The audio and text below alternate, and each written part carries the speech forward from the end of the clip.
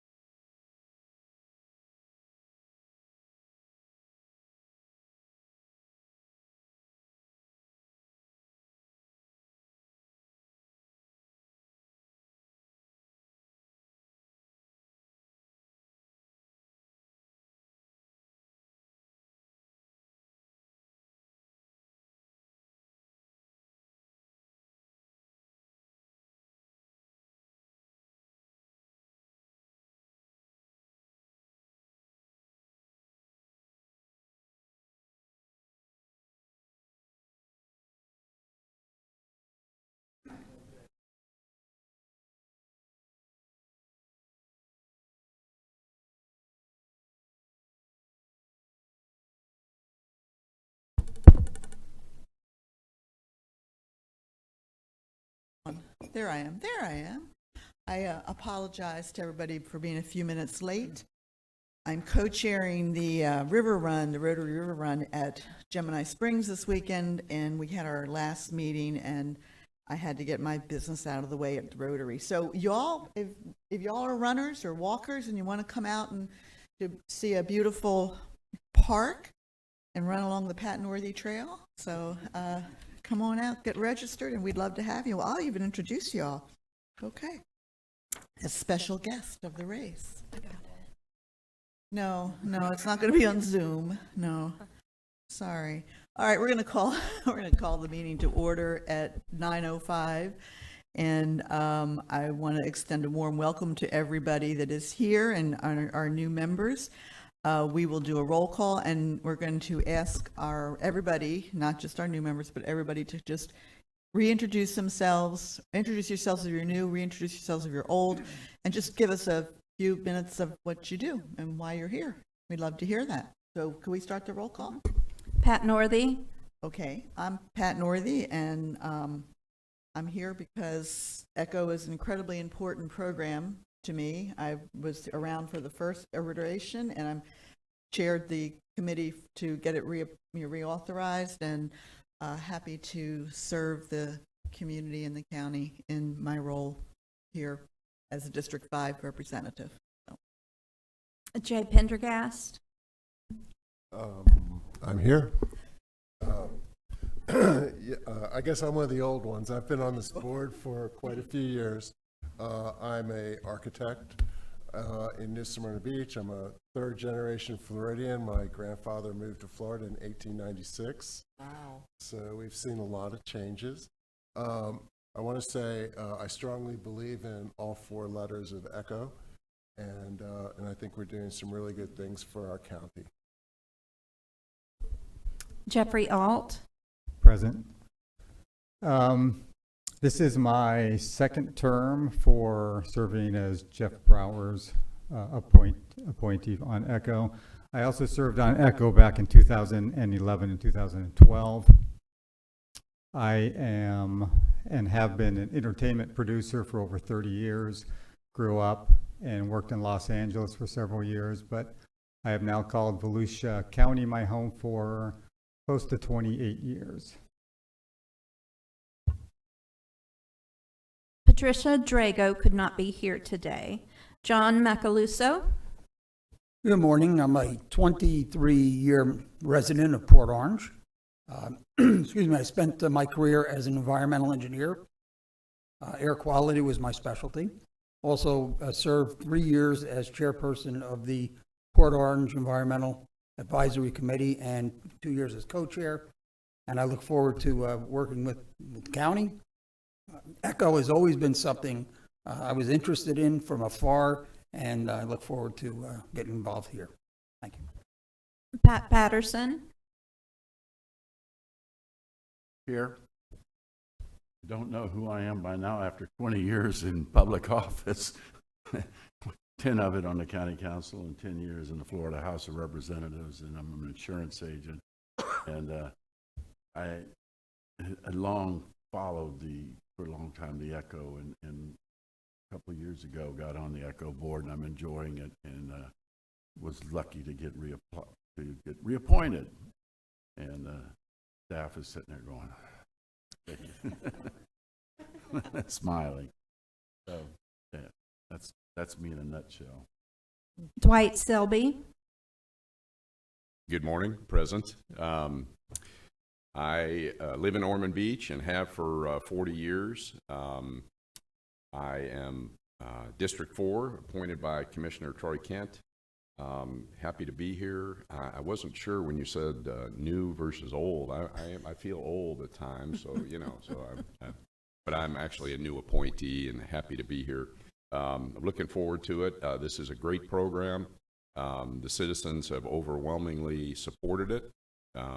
You know, the first time it was enacted, and then when it was renewed. And thank you to everybody who worked hard to get it renewed. And I'm looking forward to receiving some great proposals, evaluating them, and funding some great projects for the citizens of Volusia County. Thank you. We have 2 vacant seats at present. There is a quorum. Okay, thank you very much. And for voting purposes, a quorum is still, how many we got here? 1, 2, 3, 4, 4? Okay. And I don't know whether whether John and Dwight and the new members have had any kind of an orientation, or have they met you? Russ, have they met you? You want to tell them a little about what you do? No, ma'am. I just met Mr. Selby this morning. I met Mr. Macaluso. Did I say that correctly? Macaluso, I'm sorry, sir. At the Forever Committee, so I won't bore anybody to tears. I'm just an attorney, and I'm here to serve you. I look forward to working with you. And you do a fine job of that. We appreciate it. And we appreciate our staff. They're always well, Ms. Northey, yes, the scariest thing here is you've got 5 guys here and you. I know. But I have one of my fellow V's over there. Dwight and I used to do the Evolutionary show when Mark Bernier was still with us, and that was always great fun.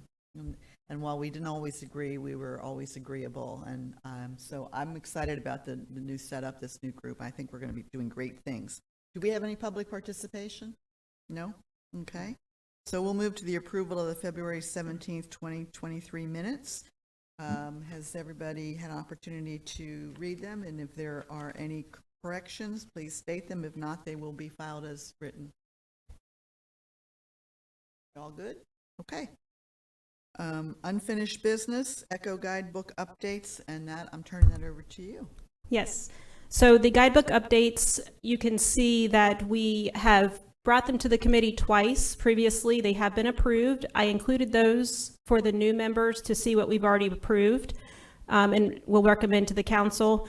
The one new update was asked by the committee to ask staff to bring the some information about green infrastructure and sustainability. We've added some language in the guidebook to align with the sustainability plan that the county has. So it's there for you to review and discuss.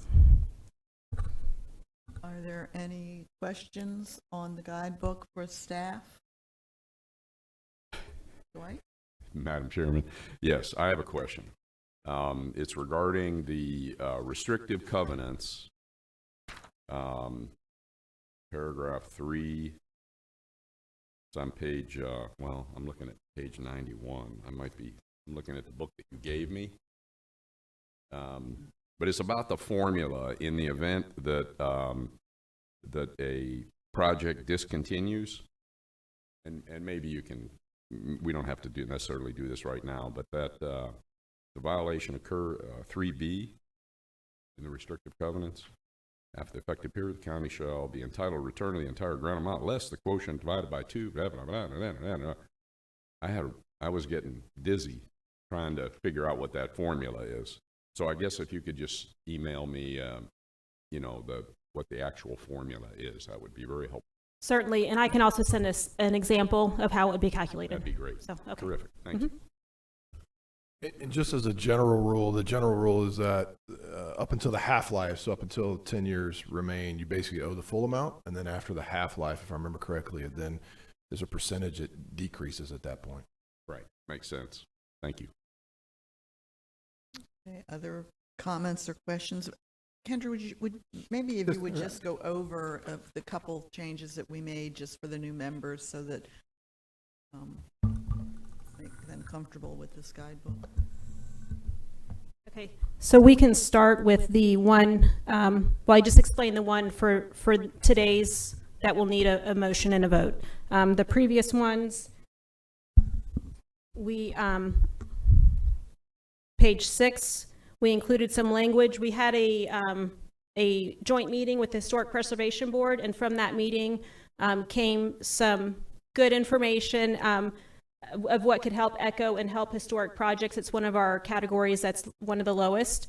And from that, the committee felt that if we allow access to the exterior of the building only for historic structures, it would possibly increase the historic projects we do receive. So that was added. One of the rules that Echo has is that you have to have public access to the inside of a building. So for historic projects, that was added to allow only to exterior. And a good example of that would be the Mary McLeod Bethune statue that is in Daytona Beach right now. Yes, correct. And on that note, we also included a definition for historic monuments and artifacts to help address any of the historic questions that an applicant may have. The changes that were approved in February, this was at the guidance of legal. The word appeal is in the guidebook, and it really is not an appeal process. So legal has asked us, and Russ, you may be able to better explain the Right, so this is an advisory board in nature, so you make recommendations, so everything that you do, either approve or disapprove, has to have finality with the county council because you're advisory. So the word appeal denotes a final, like you have a final decision. So I was just concerned, and for a legal standard, just wanted to make sure we change that to reflect that you're actually an advisory board, so that there's no misconception about that. Okay. And the last change that was approved and recommended by the council, by the committee, was the word improvement was added in the definition section. It's in the ballot language, but has not been defined in the guidebook, so we added that definition in there. Okay. Any questions on that? If not, we need to take a motion. Yes, so also just to make sure you're aware, we're bringing these to the council for review and approval. We have added, and we'll send it to the committee so you've got what the council will receive. We've added some more information on rationales on why we made these changes. Okay. Kind of what I just explained, but we want the council to have that information also. So we'll have that, and we'll make sure that you get a copy of it also. I'll take a motion on the approval of the ECHO guidebook updates. Move to approve. Moved by Mr. Alt, second by Pendergast. Any further discussion on that?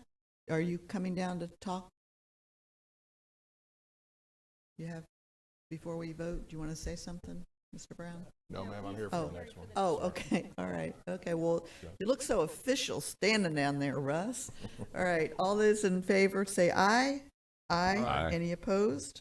Okay, your ECHO guidebook updates are moved out of this committee and on to the county council. All right, hot topic, and everybody wants to hear public records law and sunshine law. I'm not going to bore you. I know that many of you have served, as Mr. Patterson mentioned, and many of you have been on many committees, so I'm not going to bore you. I'm just going to run through it real quick. Please stop me if you have any questions. So there's a reason we have sunshine law in Florida. It's basically so that the electors get to participate in the decision-making process. They understand why decisions get made, and they can participate when those decisions get made. For sunshine law, there's 3 requirements for notice. You have to, well, let me back up. The sunshine law, what a meeting. A meeting of public boards or commissions must be open to the public, reasonable notice, and the minutes are recorded. No actual audio recording is required, just short, brief minutes is all that's required.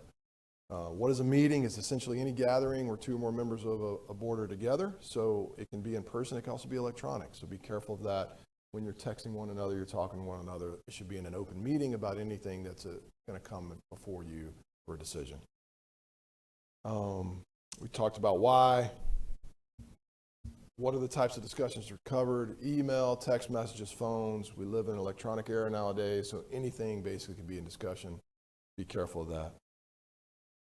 What discussions are covered? Even inaudible discussions are covered. So if you're up on the dais and you're having a discussion, 2 members are talking, Mr. Patterson, Mr. Macaluso, somebody can say, hey, what are you talking about? So be careful of that. Somebody can ask you what you're talking about. Their liaison rule is basically intermediary. Can't be any polling. So you, for example, our county commissioners, they get a brief before every agenda, and staff goes in there, and they're the only elected official in there, and that's permitted under the sunshine rules to brief them on the issues, right? But the staff member can't act as an intermediary or poll an individual, right? Well, I know Mr. Selby's going to vote this, and then Mr. Patterson comes in for his brief, and I tell Mr. Patterson how Mr. Selby's going to vote. Or, hey, Mr. Patterson, Mr. Selby asked this, and he's going to say this. You can't be an intermediary. That's also a violation. There are some exceptions. Everybody calls these in the shade, if you will. So it's where you put your umbrella up and block the sun. And you don't have to have those in the open. It's a bad sunshine joke. Notice must be reasonable. I won't bore you to that. So these are just some of the Florida Attorney General's recommendations for notice, when it has to happen, special meetings, you guys, we don't really have special meetings with y'all. Minutes, we already talked about. The right of the public to participate, this is very important. That goes back to the electors have the right to be a part of the decision-making process. So even before you make a motion, even before you vote, giving the public the opportunity if they want to speak on a certain matter is what you should do. Penalty sanctions, I'm not going to go over that. I don't envision anybody's going to get thrown in jail or anything with that. Public records law, I'm not going to really go over this. Just be aware that anything that you put on paper, whether that's electronic paper as well, text message, email, that has to do with anything that you do here is potentially releasable under the public records law. A lot of people create .gmail, Yahoo, whatever, specifically for their county business. Just something maybe if you want to do, you can create your own email account just to do county business. It keeps it cleaner and easier if there's ever a request. I'm not going to go into any more of the public records law unless somebody has any questions. I will tell you as well, you have you're very fortunate on this board because you have Mr. Patterson who sits here, who knows Robert's rules inside and out better than I could ever possibly know it. He's a parliamentarian and knows the rules. Just as a general understanding of Robert's rules is not a shield and it's not a sword, right? So Robert's rules was developed to essentially make sure there's an efficiency of government that moves meetings along that does the will of the majority of the body, right? So essentially, as long as the will of the majority of the body and everybody understands what's going on, that's what Robert's rules is supposed to be about. Again, it's not a sword, it's not a shield, it's to do the business of the majority. And you'll hear motion second. I mean, I think everybody knows this stuff. If there's any technicalities, we can get into it at that time. But generally, it's a majority vote for a motion that you guys make. And then we take it from there. You may have a roll call vote just like you have for attendance this morning, or whoever the chair is may have, just all those in favor say aye. And then as long as there's not any nays or doesn't think there's any nays that are outweigh the majority, then there's no reason for a roll call. So again, it's just doing the majority's will. Did I miss anything on that, Mr. Patterson? Okay. Does anybody have any questions? Any questions? All right. I look forward to serving with you and working for you. Yes, sir. Yeah, one of the things that is kind of mildly irritating is when we go to like Ormond Beach and then we have to put her on down to Daytona Beach individually in our own automobiles, and then all the way down to Oak Hill and getting lost, and then coming over to Deltona and then getting lost in Deltona or Enterprise and whatever. Is there something we can do about putting together just a bus ride and get a citizen or a reporter to go with us, just so that meet sunshine? Because it's not only crazy, it's a little expensive. Yes, sir. Especially in my pickup truck. Yes, sir. I would like to second that, because I'm very afraid of Pat Patterson driving near us. Are you talking about me getting lost every time? Yeah. Mr. Patterson can I ride with taught me, driver safety for almost 20 years for the National Safety Council. So. I completely understand where you're coming from, Mr. Patterson, and I understand that. Unfortunately, no. Our office is it would be a violation. There's so many rules you'd have to enforce and come up with taking a bus, and so there's actually an opinion on point, a case where officials got in trouble for that exact same thing, and they thought they were doing the right thing. So unfortunately, in an abundance of caution, no, sir. But I'm happy to drive you. In the old days on the council, we would go places at times. Go over to the fairgrounds in a bus together. All together in one trip. And commissioners in Seminole County got sued for that. Yeah. And that was in 2016, I think, Okay, 2017. was So it's kind of recent. I think it's very interesting that when I was in the Florida House of Representatives, I could sit down and talk to anybody, fellow legislators, about issues, and not they get away with it. They kind of send, because there's 120 in the House of Representatives, there's not much damage that can happen. It You're doesn't going to mean- hear about this every year. You know that, Yes, Russ. ma'am. Because every year we're going to Yes, ma'am. I complain understand, and about I have this. brought up the issue, and I know. Yes, ma'am. I wanted to beat Mrs. Northey to it. Well, I was waiting on Mr. Alt. I thought he was going to. No, so you're right. And just because two legislatures sit down and talk about it doesn't mean what they're doing. I don't know those particular circumstances, but Just a good question, Roseanne. I was mayor and on the council in a town in New Jersey. And we went on bus rides and trips to look at certain things. We always had the clerk with us. That seemed to be acceptable. yes, sir. We have looked at it. People in Florida, commissioners have gotten in trouble for a similar situation that occurred. And in an abundance of caution, we are not in favor of it. And county attorneys put out a memo about it. I think I released it last year. I can You send it out did. again. I understand your concern. I thought we were reimbursing miles. Is that not No, true? Because I know they're not. elected officials can't get it, They're but not. I thought the committee, I thought we had actually talked about setting aside some funds, because the charter talks about elected officials. I don't believe it talks about committee members, but I thought we had talked about that. Maybe I'm wrong. We're on our own dime on it. But you should be, yeah, as long as it's not a charter violation, which I didn't believe it was, we should be able to maybe reimburse. I don't want to write a check my mouth can't cash, but we will look into that aspect of it, okay? But I'm happy to drive you, Mr. Patterson, if you, And me? Happy to. always, Okay. I just got to pick one of you over the other. Oh, I'm not okay. going to do that until I get whoever asks first, that's who I'll Okay. take. All No, right. it's the chair always wins first. All right, thank you all All very right, much. thank you. Thank you. Okay. And we'll offer that to folks if you want to ride with a staff member. We can all drive separately, so that would cover 3 folks, Out of 9. if you'd like. Hey, I'm trying to help. I know, I appreciate it.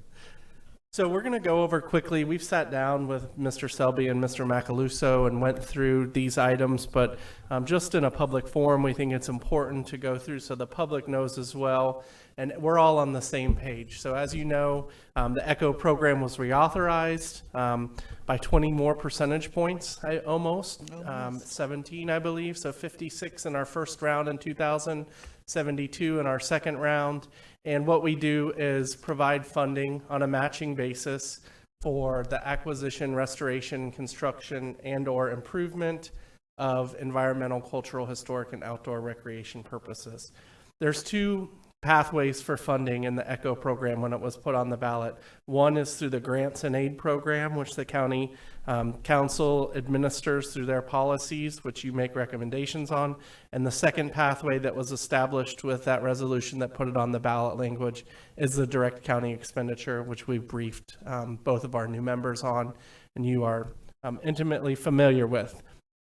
The new ballot language requires an annual audit. Last year we had a clean audit, not a single thing found, so we're happy with that. And those are posted on our internal auditor's website. So the next slide we're going to talk about is the process for ECHO. Some of these steps do not include the committee, but we wanted to make sure you understood the process from start to end. So the cycle opens with a mandatory workshop, so any municipality or nonprofit that wants to apply must attend this workshop. They submit a technical application, staff does a review, we do it individually, then meet as a team.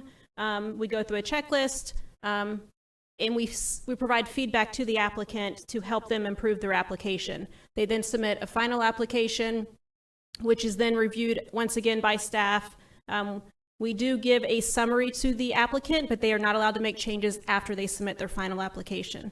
That summary is also provided to the committee along with the application. We do tours after that, site visits. The applicant is required to attend. Once that tour is done, the committee comes back, meets, and you decide if the application is eligible. It's an up-down vote, yes or no, if it's eligible. At the next meeting, we have a great review panel. That's where the committee scores the applications. The applicants are here also during that time. You can ask questions if you've thought of more questions. The applications scoring 80 or above are recommended to council.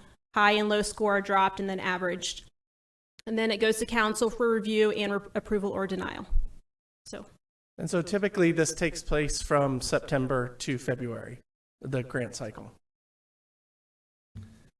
So what is the advisory committee's role? It's essentially the county has delegated their review for taxpayers to this board. And so what they want you to do is make sure that this meets the ballot language, and we talk about the ballot language a lot. So does this request align with the voters, what they voted for?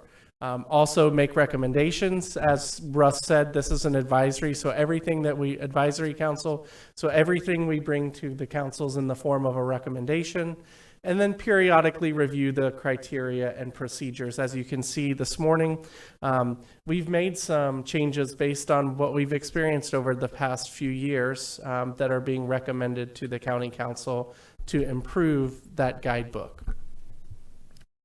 Some more roles that the committee has is to make sure that the ECHO projects that we receive, or the application we receive, are eligible, and that the entities are viable, that it's distributed evenly throughout the county. We review and assess the needs of the community. Last year we did a needs assessment. We learned a lot from that. We had quite a few responses which we were happy with, but the overall response was that the community liked to see water access and trail access was the number one and number two. So one of the things that the committee members can do is essentially act as a steward to uphold the integrity of the program. Our goal at the staff level is to get a higher level of citizens who approve ECHO in the next iteration. So we want to go from 56 to 72 to above 72. And how do we do that? Is we be transparent and be accountable. And so one of the things that we ask you to do is help us do that as staff members as well. Again, you review the grants, and one of the things that the new I will share with you the new council, if you didn't watch the meeting previous meeting, when we had ECHO items on the agenda, there was some feedback on asking the committee to provide more comments on the scoring sheets. So we'll bring that up as we get closer to the cycle as well. So along with the roles, there are some prohibitions the committee has. One of those is answering questions to the public that the information is not already out there for them, and also representing the ECHO program without being directed by council or staff. So we have an annual goal setting session, and we've passed our goals for 2023. We're bringing those to council here shortly. And then we'll write a report of accomplishments. So we've shared that with both of our new members as well, and the rest of you are familiar with what we've proposed. So the next slide just goes through the goals that we are presenting to council. I think everyone has seen these. I know the returning members, those were recommended by y'all. The new members, we did provide those, the orientation. I'm not going to go through each one of those, but if you have questions, you can always ask. So as I mentioned, there's two pathways for funding ECHO projects. One is through the grants program and one is through direct county expenditure. All direct county expenditures will come to this committee for review. Our goal is to, the council approved our 5-year direct county expenditure plan in March. Our goal is to, as we bring grants, each typically in February or January for your review, we're also going to bring an updated direct county expenditure plan. So it'll be a rolling 5-year plan. And with any updates or revisions that we may be requesting at that time, to present both to the council, so the grants and aid and the direct county expenditure. So what is this doing? I want to be very clear that we have enough funds in ECHO, or enough resources rather, to fund both the grants and the direct county expenditure plan. So this stabilizes our reserve contributions while allowing both to be funded. So we're basically delivering more projects for our community to enjoy. I like the fact that you're going to try to bring them together. Yes. That I think is really smart. Thank you. So the next slide is the exceptional project information. A standard project is any project that is up to $600,000. Anything from $600,000 to $2.5 million would be considered exceptional. Exceptional is a project that meets countywide importance and meets significant number of people countywide, serves significant number of people. And can we just stop there for just a minute? Because I know Mr. Alt has been encouraging us to make sure that those exceptional grant projects, in fact, show why they meet countywide need or acceptance. And I don't think that we necessarily have anything in our application that addresses that, or did we change that? Because I know that was an issue for Jaffrey. So the data points that we have here are not in the application. We do meet with any applicant that's going to apply and know it's exceptional. We provide this table to them. We meet with them and try to make sure they understand the data points that we are going to use as staff to evaluate if it does meet the exceptional our project status. So then I would say that when this comes up on an exceptional grant project request, that this is discretionary to each member, how they view it? It is, yes. I will say that this table was informed. What we did is we went back and looked at all of our exceptional grants that had been previously approved. And with input from the committee, looked at, well, how did they prove these things? What was it that helped them be able to provide evidence of countywide importance? And these were some examples. And then what was it that provided evidence of, a significant number of people served? For example, in our last cycle, for this significant number of people served, and it's not up there, so this is not an all-inclusive list, but Daytona submitted a resolution from the county saying our project is really important and serves a wide range of people across the county. So to us, that was evidence of significant number of people served. Also on that note, when the committee is deciding if it's exceptional or not, it is a separate vote during the grant review panel meeting. We call the vote for exceptional, and then we move on to scoring after that. So one of the things we've tried to do is increase outreach and transparency. So we've made these rack cards for each of the cities that shows what's been our investment in their community, how many people have been served, and listing all the projects. So if you're going out anywhere in a city and you'd like to take some of these rack cards, I try to take them to all ribbon cuttings and hand them out. So this is an opportunity for us to show people that in their community, this is what ECHO has done. We also have that transparency dashboard, which has every project we've ever done, now inclusive of or soon to be inclusive of the direct county expenditures. But you can track projects that are currently open on the right side. That'll tell you, we update this after our quarterly reports in terms of design complete and construction complete. One of the things that we've added since we have taken the application to the initial 10 pages where we can ADA it, the applications are linked on the most recent applicants as well. So if you click on the star of that project, you'll see a description of the project, the breakdown of match in terms of what was contributed. You'll have a link to the project website and a link to the ECHO grant application. And a sample of the rack cards are in your binder if you want to take those with you. And lastly, we have the calendar for the year. We like to do it for the whole year so you can plan accordingly. The next two, the other remaining two meetings the committee is required to attend this year through the end of December is July 13th. It's all our meetings are on Thursday. And then also October 12th. Thursday, 9 a.m. All the meetings are here. Unless something comes up, we let you know, and they all begin at 9 a.m. The other is just informational. You are welcome to attend the mandatory workshop if you choose, or anything else you're welcome to attend, but those two are the ones that the committee is required. And we'll bring the dates for 2024 to your July meeting. Great. Any questions for staff? Yes, since one of the meetings is going to be on my birthday, are going to bring birthday cake that day. And we'll sing happy birthday Sure, for which you. one? Yeah. Is it the July one? October. He's so much trouble. Hey, but any I reason still for like Publix cake, we'll take it. Mr. Selby, did you Yeah, have? thank you, Madam Chairman. I just had a question about the prohibition on representing Echo. Could you just elaborate on that, what that means?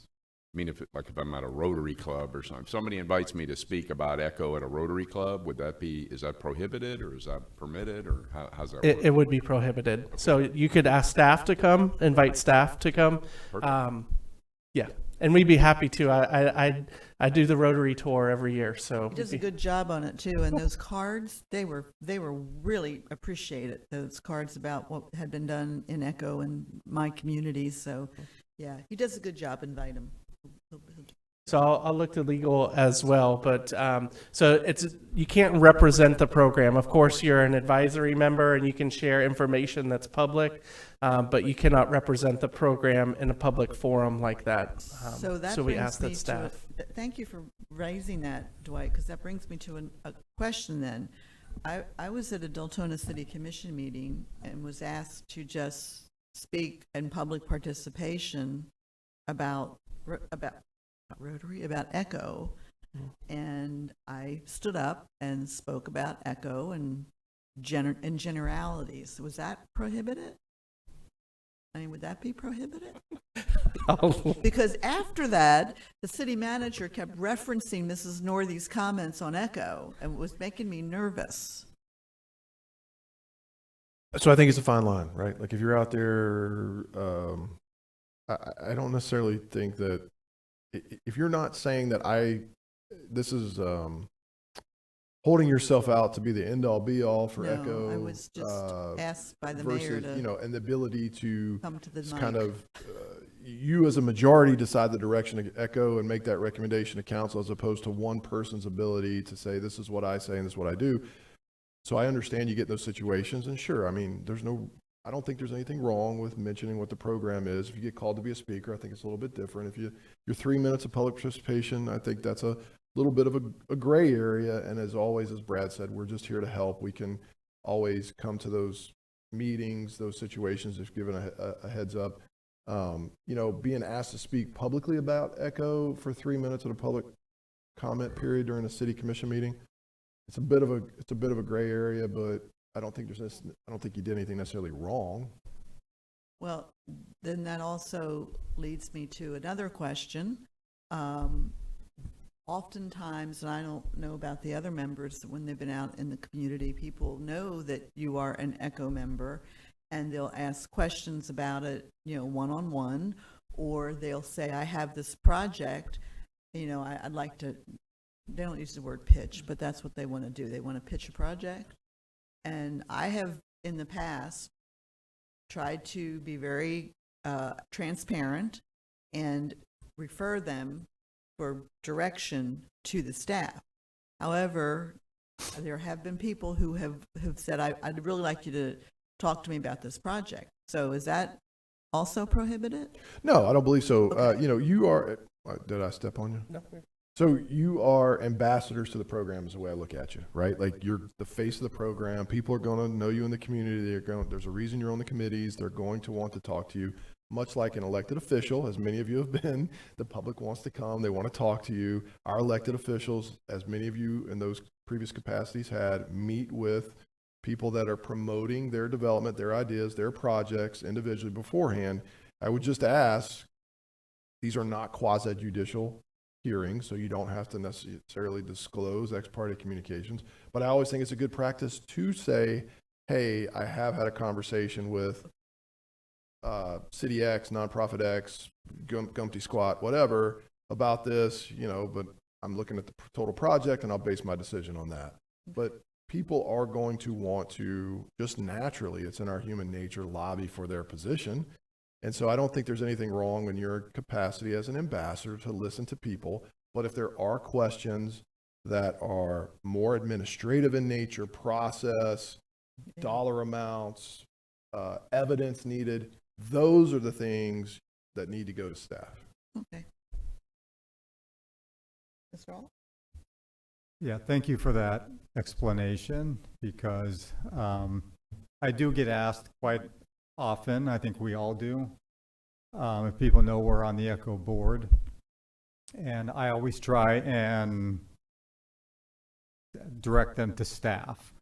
But I think what Russ was talking about in terms of when you get into the details of a grant in terms of evidence or what we need, that's definitely a Yeah. staff. So, That's what I try to do. I'll give them a generality, but say, you know, let me put you in contact with staff and you can talk to them about it. So, yeah, there was a municipality that did not know that that putting up like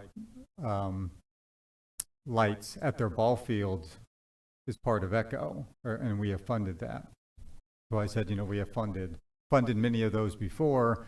Talk to Jill or Brad or Kendra, and they'll give you the information. And I think that's a perfect example of your role as an ambassador for this committee. There's nothing wrong with that. You told the public what could be accessed to benefit other members of the public. That's exactly your role as an ambassador. So I think that's a good example. good. Okay. Any other thoughts, comments? If not, we'll thank you very much. That's not an actionable item. We will move to City of New Smyrna Beach Women's Club stabilization. Kendra, you going to kick that off? Yes, I will just introduce it. So New Smyrna is here to request a time extension. ECHO awarded them $267,500, and the scope of the project was to stabilize the foundation. Staff has approved a time extension, and the council has approved a time extension. We've also approved a scope change. So they're here for another time extension, and Todd Alexander is here from New Smyrna. If you have any questions, he'll give a summary of what the request is. Thank you for your time today. So yes, I'm here for the City of New Smyrna Beach. Can you pull those Women's mics Club in a little bit to you? Oh, sorry. There you go. For City of New Smyrna Beach Women's Club Foundation Stabilization Project. So last year we did ask for an extension and were approved. In between the time frame of last year when I came and this year, we've had a couple of struggles with getting a contractor on board, and I've included in my time extension kind of the outline of how we got here. So we had to actually go out for bid twice to get a contractor. We weren't getting much traction for a contractor. And I believe one of the reasons for that is it's an older building. It's a renovation, so it's kind of unique work. And most of the work is being done without lifting the building, so it's all being done in a crawl space. So it's I wouldn't consider it the easiest type of construction project out there. However, we were able to get a contractor on board. We had a little bit of difficulty during the bidding process. One of our bidders did not have references that met the needs for this type of construction project, and so we had some clarification some clarification process with the bidders, and that created a little bit of delay for us as well. However, we did get a contractor on board. MGN Construction is under contract. We have started construction. I've provided a schedule with my extension. However, it is kind of small and very detailed. I have one that if you would like to look at it, it's a little bit, I expanded it so it's a little bit easier to read. We are close to being on schedule right now. Our goal is to break ground and start grading work next week. On the schedule is set for 4/15, which would be, I believe, Saturday or Friday. And so we're fairly close to schedule. We've been going through our RFI process, working with the architect and engineers, some of the questions that the contractor had with respect to the design. However, right now we are on schedule for the schedule that I produced. We just received our permit from the City of New Smyrna Beach yesterday. I have approved plans. The contractor has submitted most of their shop drawings, and they're storing drawings as well. So we're very close to actually getting under construction and actually being able to see construction work being done out there. So I would ask to grant this extension, given that now we have some traction with the construction. Okay. Are there questions for the applicant? Mr. Alt? Yeah. Hi, good morning. Just going back, I guess we granted this scope change, it was about 19 months ago. Question for Brad and staff. When we granted that scope change, would that automatically give them 2 years from that scope change as it was almost a new grant, or no?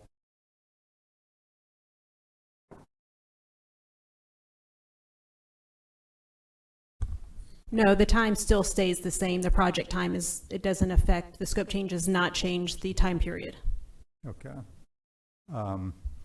Just looking over our board minutes from that meeting 19 months ago, the committee, we raised several questions about just when is the public going to have access to the facility?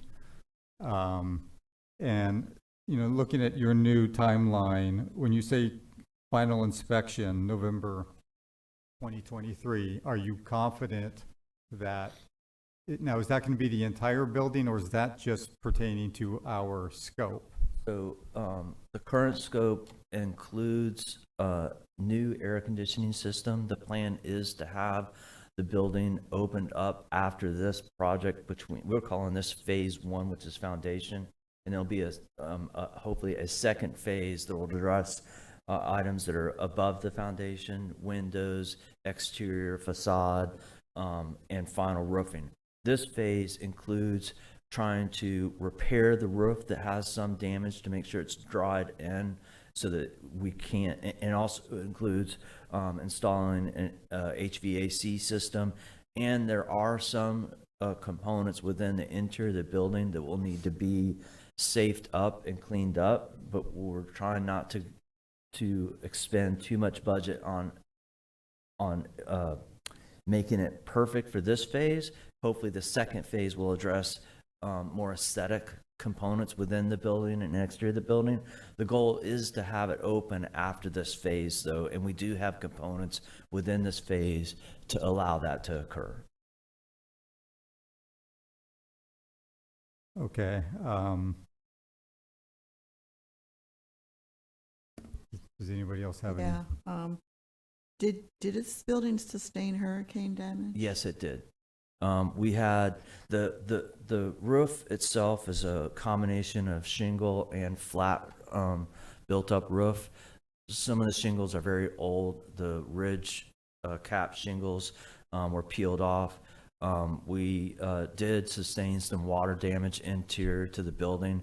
Right now, the ceiling, the drywall, and the kitchen, the 2 bathrooms, and the main room next to the fireplace, which is the northern roof, has been peeled off, and there has been mold mitigation spray that is sprayed onto that.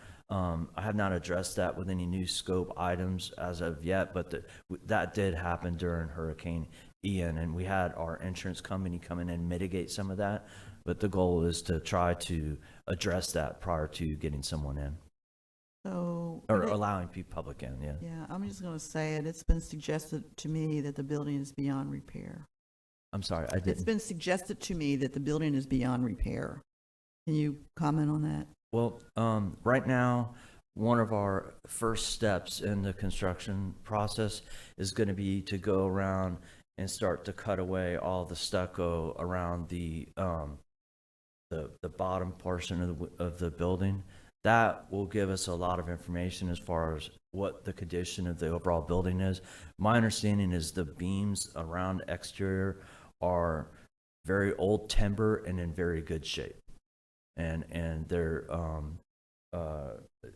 the sap in it almost has become where you can't even drill through them. They're very tough, no termite damage, very little rot. Now, I do think that we will experience some rot in some of the upper portions of the wall framing, mainly where we had some scuppers for drainage of the roof. In the southwest quadrant, there is some damage, but in other areas, the building does seem to have some good, strong structure. Even underneath, when you get into the crawl space of the building itself, the framing members, we have some settlement. It's on pier foundations. And so those pier foundations, when they constructed the building, did not have the same type of code and compliance that we have. So the footings aren't as solid. And so those seem to have kind of over the years have settled. And that's created a sag in the main floor, the hardwood Right, I floor. remember And that that. was the primary Yeah. catalyst of Yes, us it doing the was. work. But a lot of the other framing members underneath the building appear to be in very good condition. As far as, I can't lie, it's a very old building. It has significant damage, but I don't know that I would call it unsalvageable. Can I ask how old the building is? And also, did you have a preliminary engineering to determine if it is salvageable? I do not have that with me. I can provide that to the county council members. The building was built in 1927. You're not asking for, you're asking for how much of a time extension? So Remind me. we have our schedule would have the building completed in November, December of this year. I would like to ask for a year, and I know that puts that beyond that completion time frame.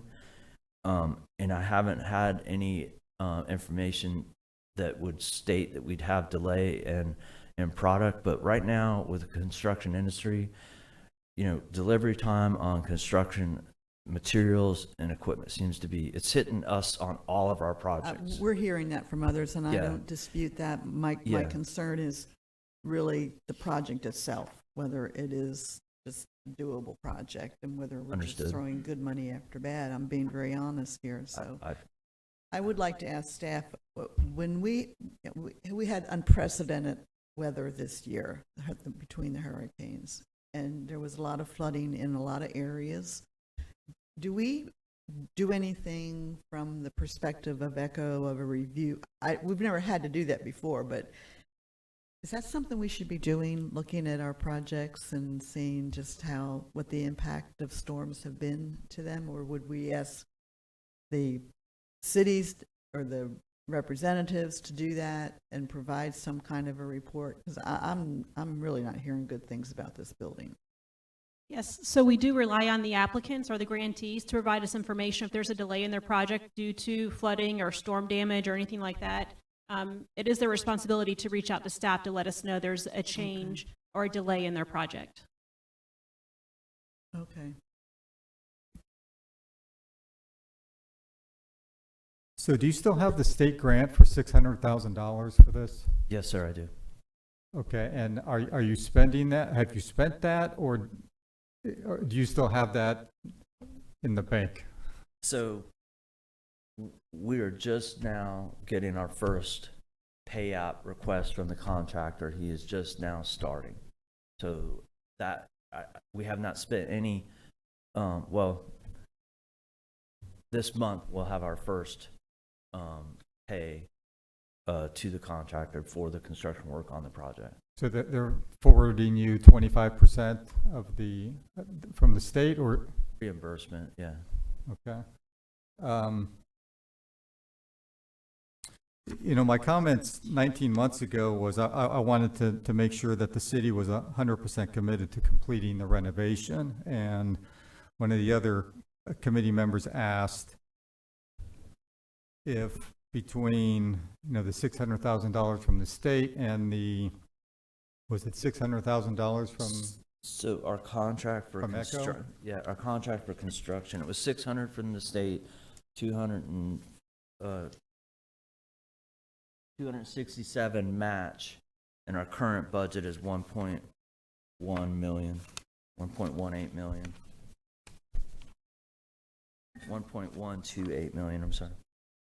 Okay, so now Architect. that doesn't take you to completing the building, though. That takes us to the foundation, which is going to be, there's currently a brick foundation brick stem wall on top of kind of a sandstone footing, okay? And then, so that's going to be replacement of the entire perimeter of the foundation. There are several beams that have sagged and are considered to be in a permanent deflected state, so they're going to be replaced. So all of the underneath will be replaced. The exterior stucco where we're having to cut away will be replaced. We have roof repairs in this contract, new HVAC included in this Okay, contract. so you're gonna, this is actually gonna be broken then into 2 phases.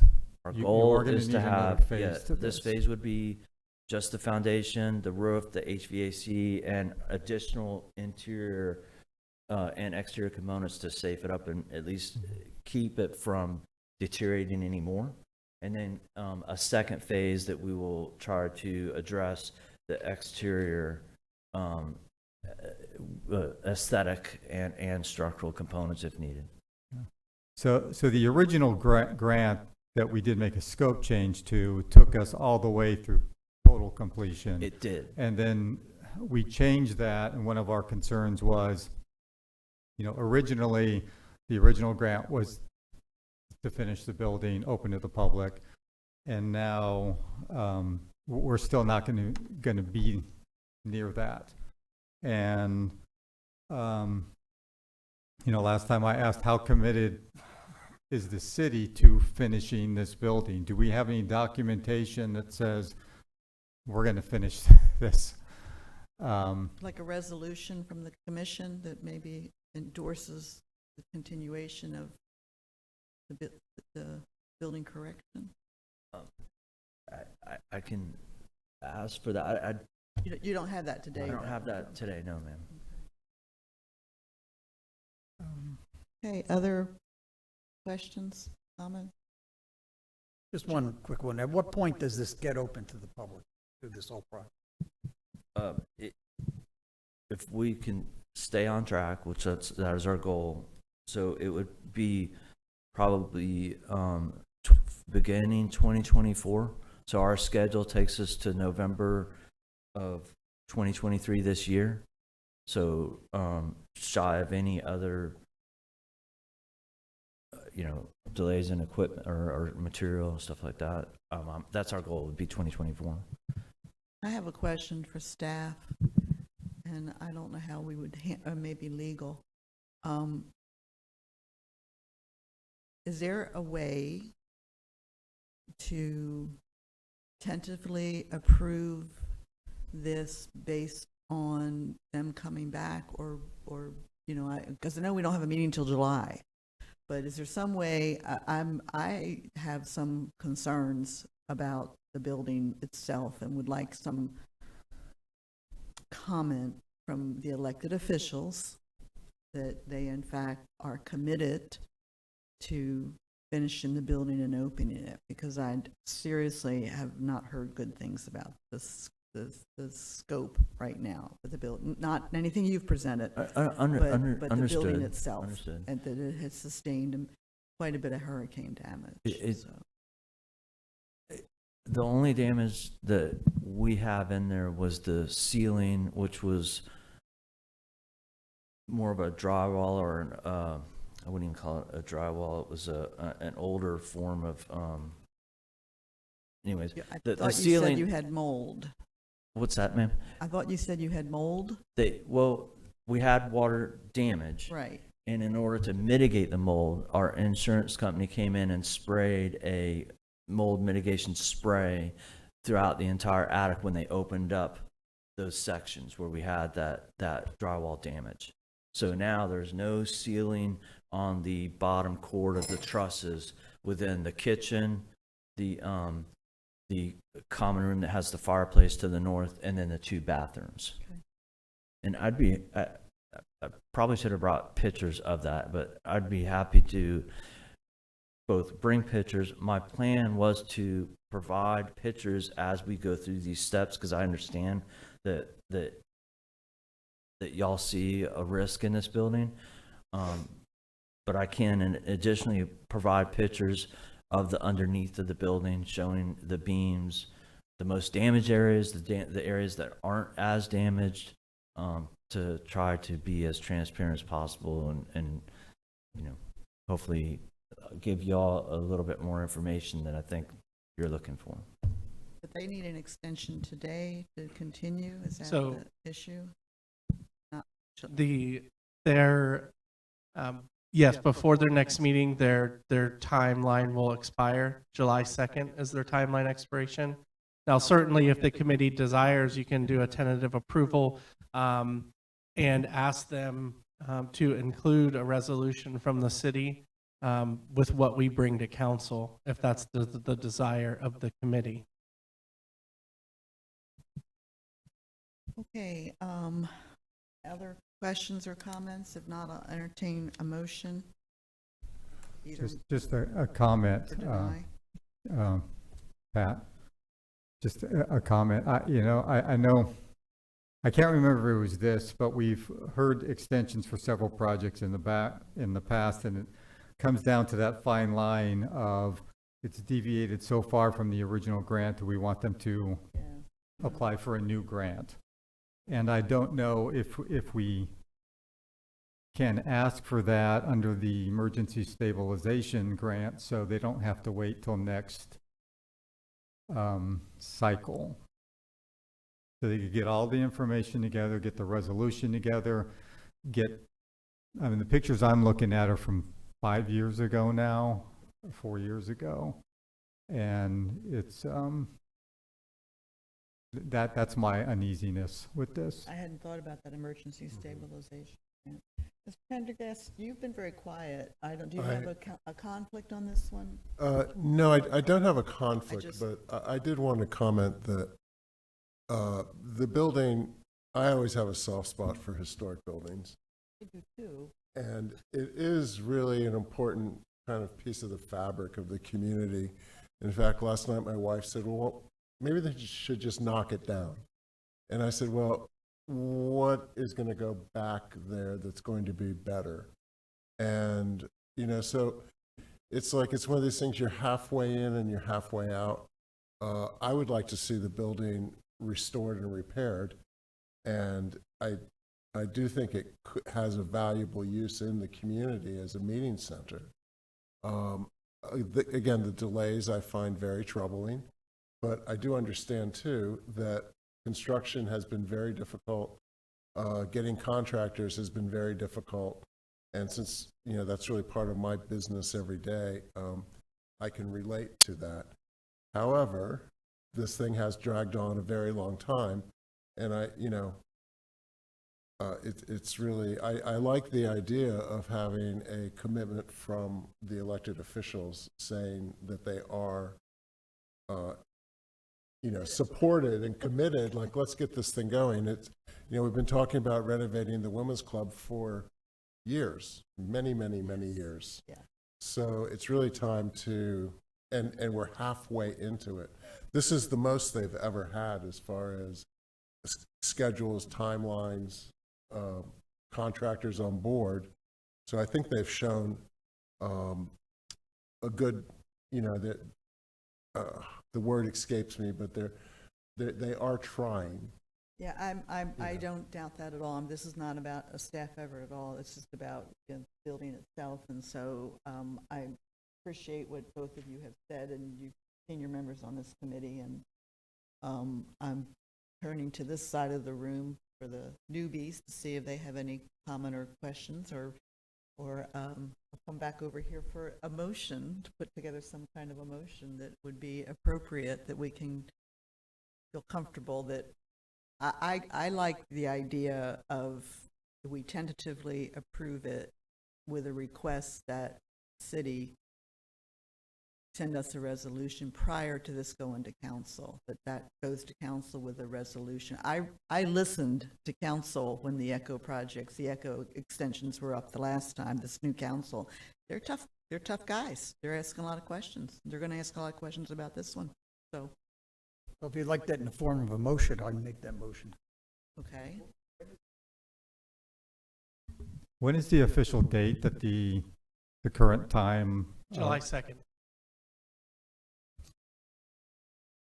And we meet when? July?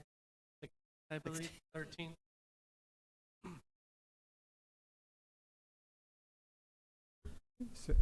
I like the tentative part.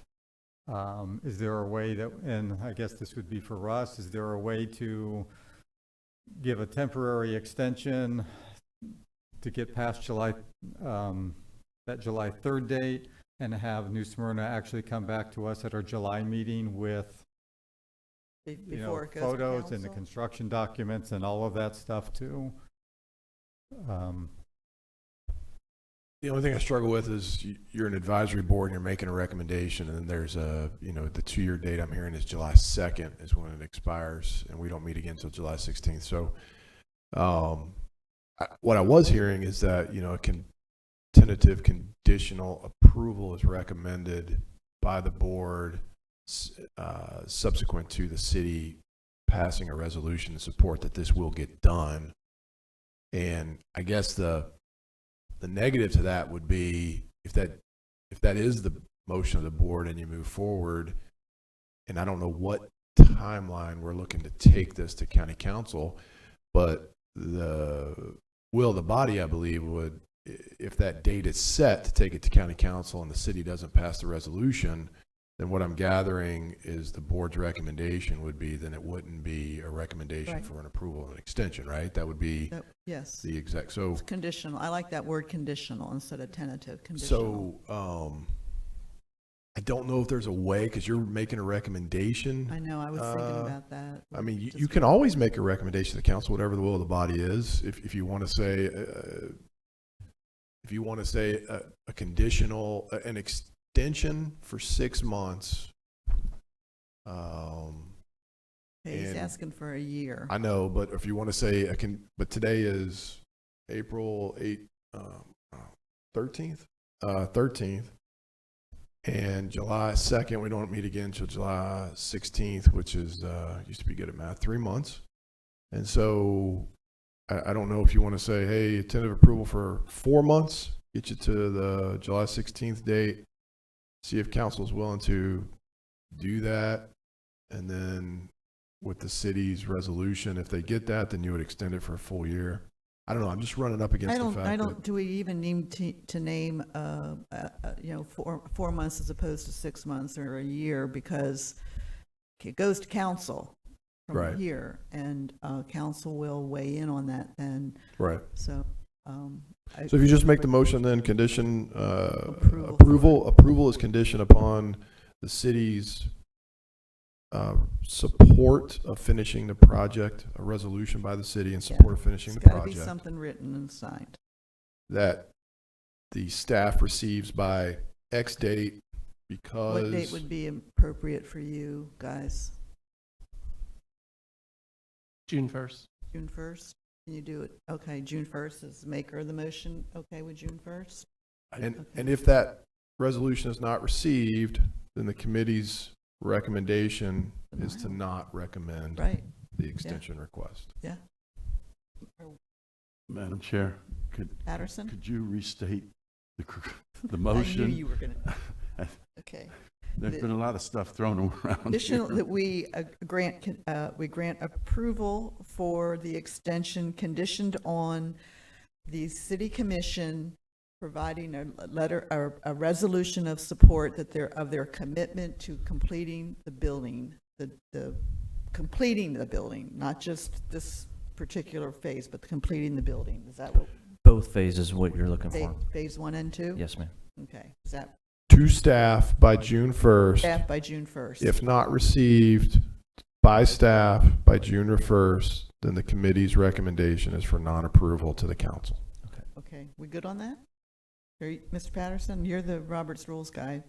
Well, I'd like to have motions that are really, Well, that one's not short, I know. not short, just concise and to the point and exactly what. Well, what- that says everything, but it does say it a little bit longer I than hear what too we, many times "so moved" in other organizations, and that drives me crazy. well, we captured all of this. Yeah, so, okay, all we right, got you're it. good. Okay, is there a second to? I'll second. Okay, we have a second to the motion. Let's take a roll call vote on this one, please, just because it's sensitive. Pat Northey, Yes. Jay Pendergast, Yes. Jeffrey Alt, Yes. John Macaluso, Yes. Pat Patterson, Reluctant, yes. Dwight Selby. Yes. Okay, the motion carries. Thank you very much. Thank you. Thank you for being here. We weren't grilling you. I understand. I completely understand. I've had a year working with this, and I know where you stand. I get it. Okay. But I am trying. We hope you're successful and that you come back and everything's good for the second phase. Thank you. All Thank you right. very much. You know, the list that was up here, not you, I'm sorry, the list that was up here with the agenda was different from what we had. Okay, because I'm looking at that, I'm thinking, did I miss Tim?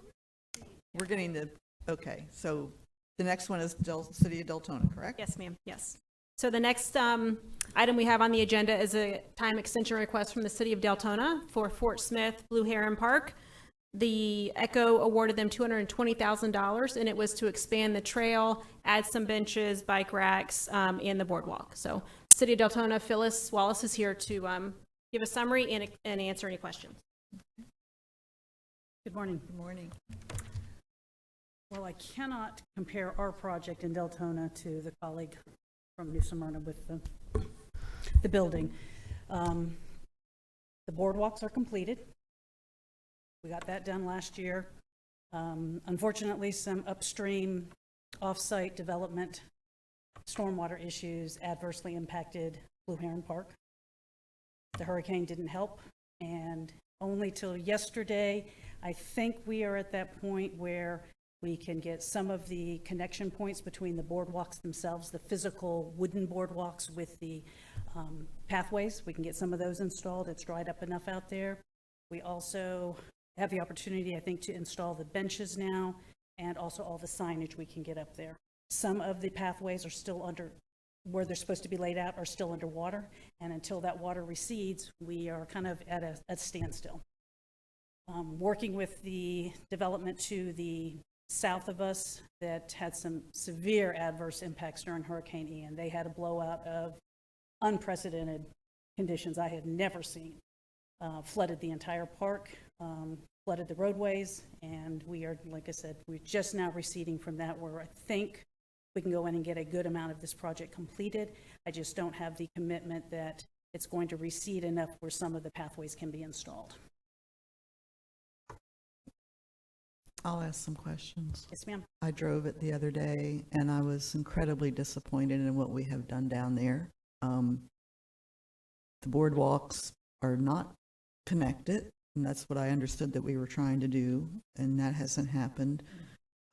It actually looks like some of the plant material that had been put in is gone. My question is the city using this as a stormwater pond now?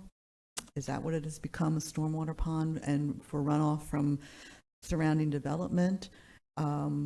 Because that's not what it was supposed to be when we started this. And is there an outfall on that property? I'd address all the questions. It was not intended to be a stormwater pond. It obviously is a low point at that It is location. a low point. Low point, so it will hold water, It will. obviously. The subdivision to the, to the south of us, the newer subdivision, I'll call it out, it's Hampton Oaks. They presented to the district some changes to their stormwater system because of ponding issues they had, and they could not maintain dry ponds. What that did is ultimately have constant flow from their development to this Blue one. Heron. We identified that last year. We have been working with them to do an off-site improvement at their cost to the connection point across Fort Smith onto Drysdale and then going further on down. It is interconnected. There is an outfall. There are no pump stations there at Blue Heron. There are no pump stations. no ma'am. pump stations. once we get past Blue Heron, across Fort Smith Boulevard to the Drysdale Ponds, we do have pumps that once they kick on, we can continue to pump the water. We are hoping that this off-site improvement, we're going to lower the piping under the roadway to get a more even connection so that we can level this out. And that is where we stand today. It is unfortunate that the off-site improvements, I think, really adversely impacted the whole park itself, the original Phase 1, and then what we got completed as part of, in partial, Phase 2. And so have those requests for improvements been before the city commission? Or do they need to go before the city They commission? do not. We've been working with the staff level and our peer engineering firms outside the city of Deltona to look at that, to come up with a resolution. The developer has agreed to that resolution. It has been an arduous process trying to demonstrate that your project does have impacts off-site. Their position had been they had no impacts off-site. We saw it right after Hurricane Ian. They had a blowout. Oh, it was a mess. It was, yes, It was a ma'am. mess. We had to send emergency pumps out there because they were unresponsive to our calls for them to take care of their problem. So just a general comment that this storm season has certainly put a different take on projects for me. This next list of projects that come up and any that come back to us, I am going to have a very open eye as to mitigation strategies for rising waters, coastline, for wind impacts. I don't think that was something we ever really considered before, did we? I mean, we didn't. We have not. No, so it's probably something we need to be thinking about. How do we address that? Because I don't know, maybe we won't, maybe that was a once in 100 year or once in a 500 year season, but I don't think it is. And the impact on the New Smyrna project, the impact on this, and I'm sure there's other places around the community that we have invested taxpayers' dollars in, and it's been hard. I'll take questions from other members of the. Brad or Kendra? So how much of this grant has been paid out as reimbursement? How much have they completed? There's been no reimbursement requests.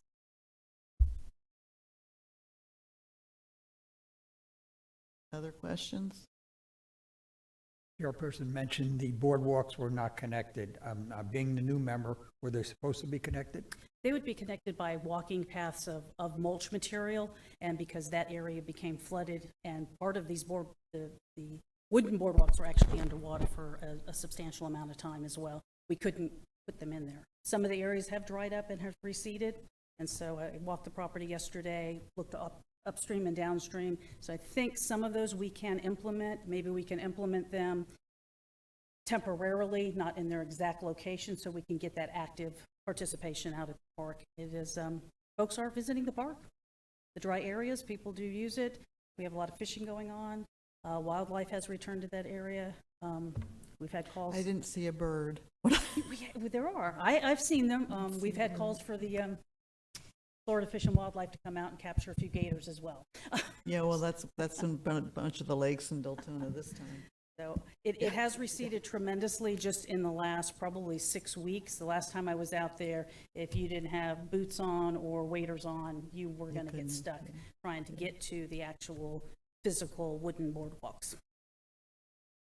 Okay. Another question, just with what's happened out there with the flooding, has anybody thought about redesigning the park so it doesn't happen again?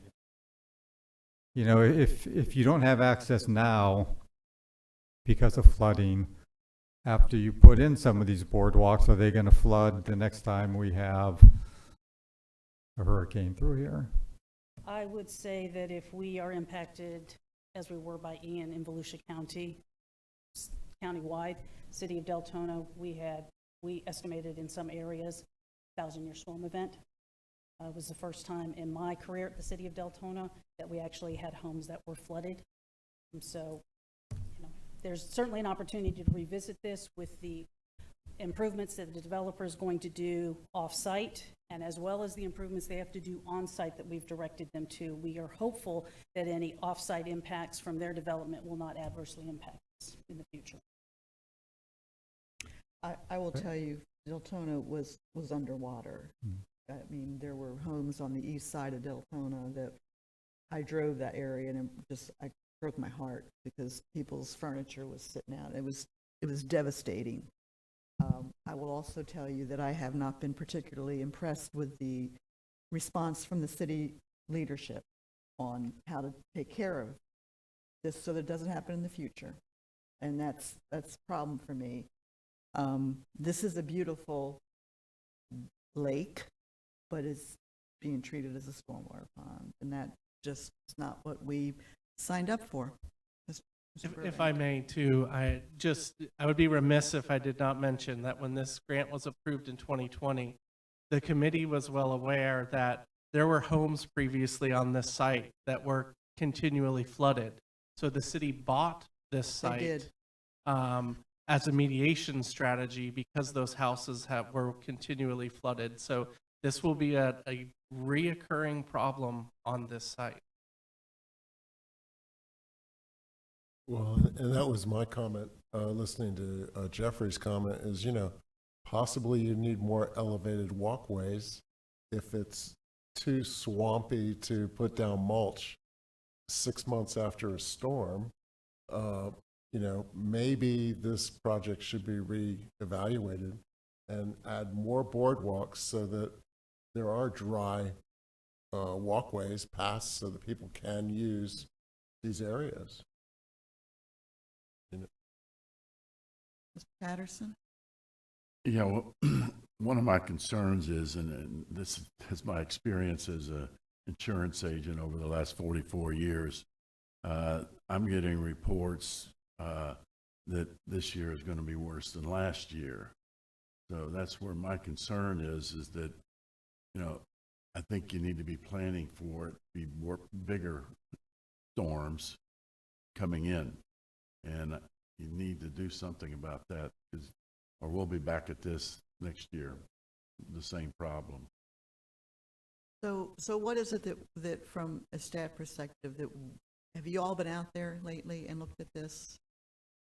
When they ask for these extensions, do we do a staff visit?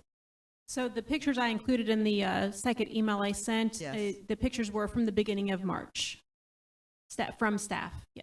We were on a site visit in September, and then we went back in March. Okay. And there's been no dollars expended yet?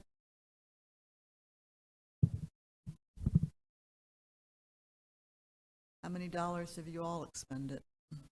We have expended all of the money regarding the boardwalk itself, construction. We still have the fabrication of the signs, which we anticipate doing those in-house with our sign shop.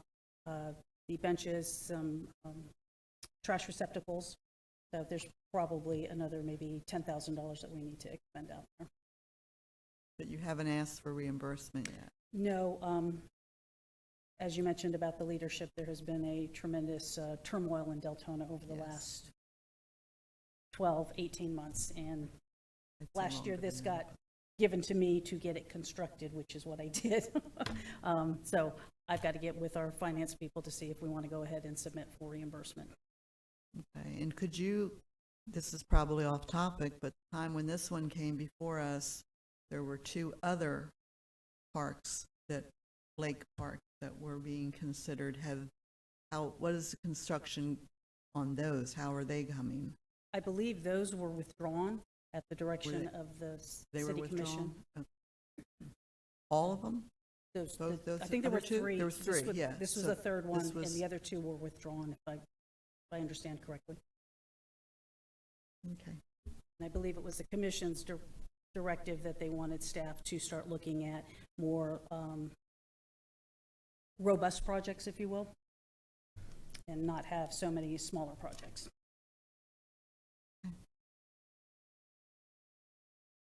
Motion to accept, deny the request, time extension request.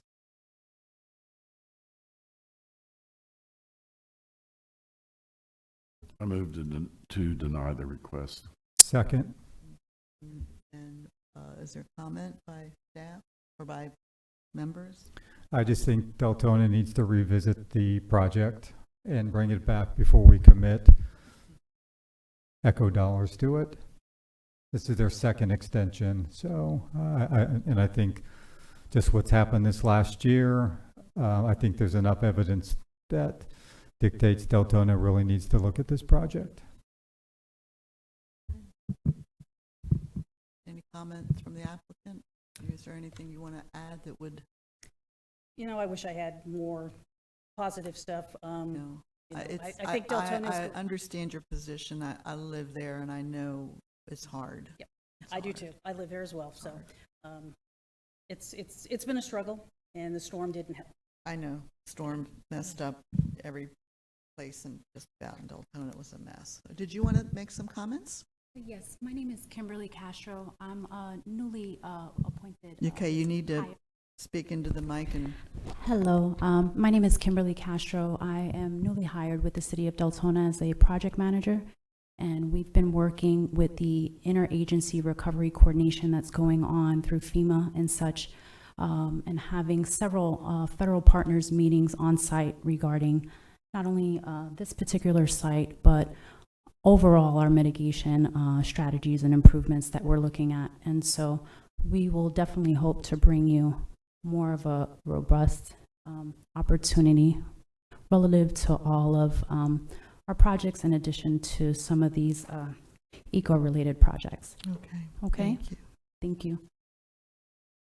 Okay, if there's no other comment, we'll take a roll call vote, please.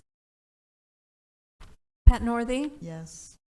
Jay Pendergast, Yes. Jeffrey Alt, Yes. John Macaluso, Pat Patterson, Dwight Selby. Yes. Motion passes and the timeline has been denied. So what does that do to you? So, and that's what I just want to make clear, their expiration date is July 2023. So based on our agreement, we could reimburse them for their costs to date. That's- And then the project ends on 2020 July when their timeline expires. Okay, all right, thank you. Thank you very much. Appreciate it. Okay, that completes our new business. We're going to go to, well, we have Trails Master Plan. I guess I thought that was old business, but come on down, Tim. Talk to us about this wonderful Master Trails Plan update.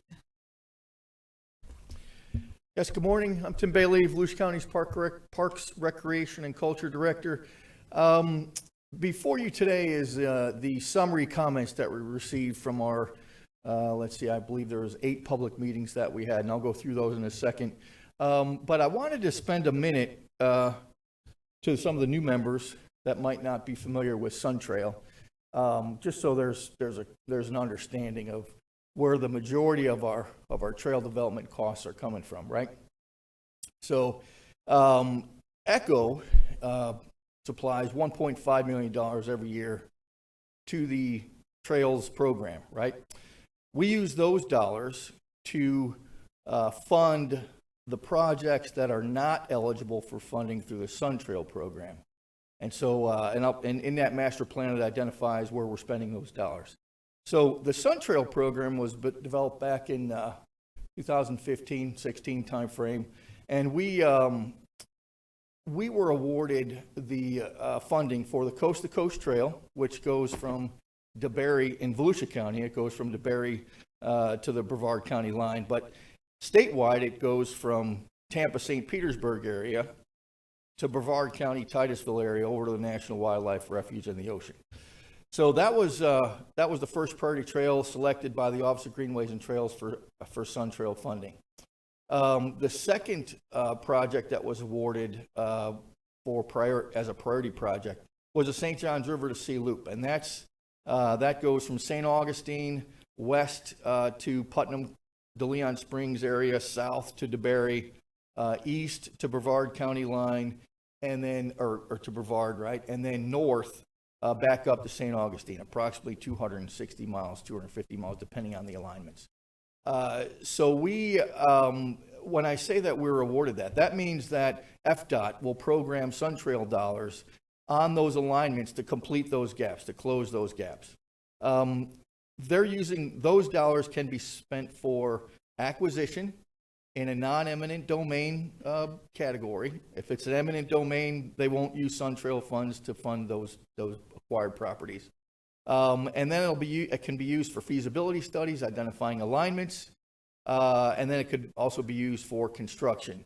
Things that they don't allow for is constructing on a property that was acquired with eminent domain, parking lots, restrooms, wayfinding signs and maps, water stations, bike repair stations, those things they do not fund, right?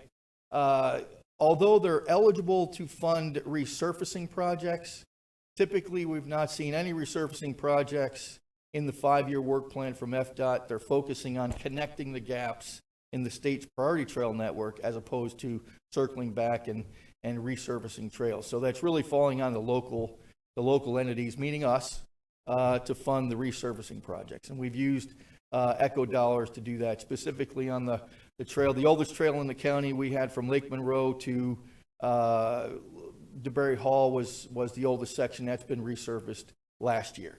And you'll see in the plan that there's additional resurfacing projects, coming forward. Just yesterday, the governor signed additional funds to the SunTrail program. It went from $25 million to $50 million year over year. And then there was a one-time allocation of $200 million allocated to the SunTrail program. And there was a new nuance on that bill. They're looking to build trails on conservation corridors throughout the state in areas that are already disturbed. So fire lines, interior roadways on conservation areas. That's where they're looking to build these trails to connect those conservation corridors together, right? And I'm assuming that's predominantly where the $200 million might be going as they move forward. Now that it's signed, they'll go through. It'll go through a review process, and all the details will be ironed out. They'll be sharing that with the other state entities on how all that's going to be implemented, right? So that gives you a little rundown of the difference between SunTrail program dollars and ECHO program dollars, right? So before I move on to this, does anybody have any, because it could be confusing. I wanted to make sure you got a basic understanding of that. Have any questions? I have a question. Yeah. I should have asked it yesterday when we were together. The language that I understand in the new money, Yeah. Particularly the $200 million, and it's specific to the wildlife corridor connecting that. That is going to go through the TPO. It is not going to be a direct allocation. It goes through TPO. That's the way I understand it. That's the way I understand it. Yeah. Do you know if the TPO, if they talked about yesterday at the Bike Ped Committee, if they were going to open up a window to apply for those dollars So I prior think to their, because they just closed their windows? Yeah, I think it's too early to know that. I Okay. think they still have to go through that. They wrote the bill, but now they got to. Right, that's right. Yeah. And so all those, All right. the details that you're asking for will be ironed out in that now that the governor signed it. And so as I get information, I could pass it on to the, Would you please? to the That would be board, helpful. right, as Yeah. I get it, right. My understanding is that, yes, predominantly it's going to go through the TPOs. Yeah, and- I and know, there'll probably they be a- said it would go through the TPO. I just didn't know whether Yeah. the TPO would open up a window.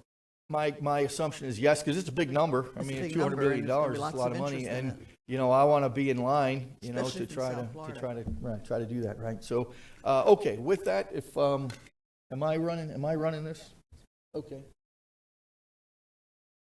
So I wanted to give you an idea of the public meetings that we've had so far. We've already met with this board once before. This was before I met with the public to go over the Trails Master Plan. You all asked me to come back and deliver another presentation again after we receive public comments, and that's what I'm here for today. We had an East Side meeting at the Brandon Center. We met with the Citizens Advisory Committee in Daytona Beach. Then, and on the same day, the Technical Coordinating Committee at the Daytona Beach International Airport. River to Sea TPO we went to. We also had the West Side Public Meeting at the Sanborn Center. And then just yesterday, I met with the BPAC committee. And when I go through all this, a motion came out of that, and I'll tell you what that is and figure out where we're going to go from there on that. All right, so these are some of the comments. I tried to categorize these and summarize some of the comments that were received. So I'm just going to go through the bulk of the comments. And these are from the open-ended questions that we had in the trail survey, as well as the live meetings that we had from those 7 meetings that I just talked about, or 8 meetings. Need printed information. So historically, we've had brochures, but then during the economic downturn, it all went online. And so I think there is some value with having some printed material, but maybe it would be more in line with me working with the TDCs on developing some kind of printed material for them to utilize in their own, tourist development areas.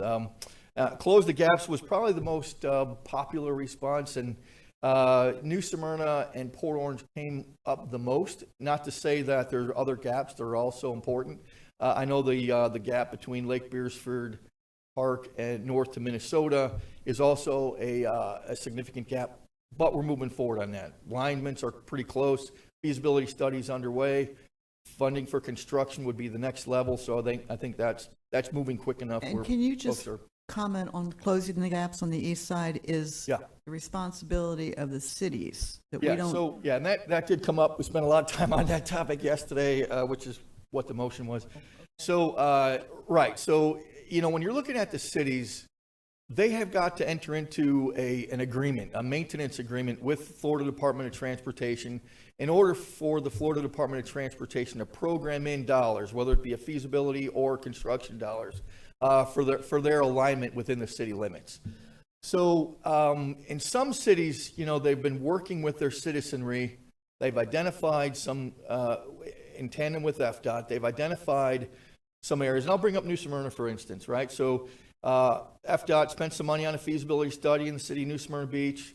The city did not embrace the alignment that was what was defined in the feasibility study, and so that was scrapped. And then a whole new feasibility study needed to be put in place, which is where they're at currently right now. The alignment you'll see in New Smyrna Beach goes more west now, and then north, and then back east to connect to the northern and southern city connection points on the St. Johns River to Sea Loop. And then Port Orange, they had some alignments created. The board actually adopted the alignment, right? And then in one area, they had to, it was a one-way, convert a street from two-way to one-way traffic. And then local citizenry came out and said, listen, we don't want that. And then they reversed that decision, and they're still trying to find an alignment now. And then in South Daytona, we worked together with the city of South Daytona on providing them an easement on Reed Canal.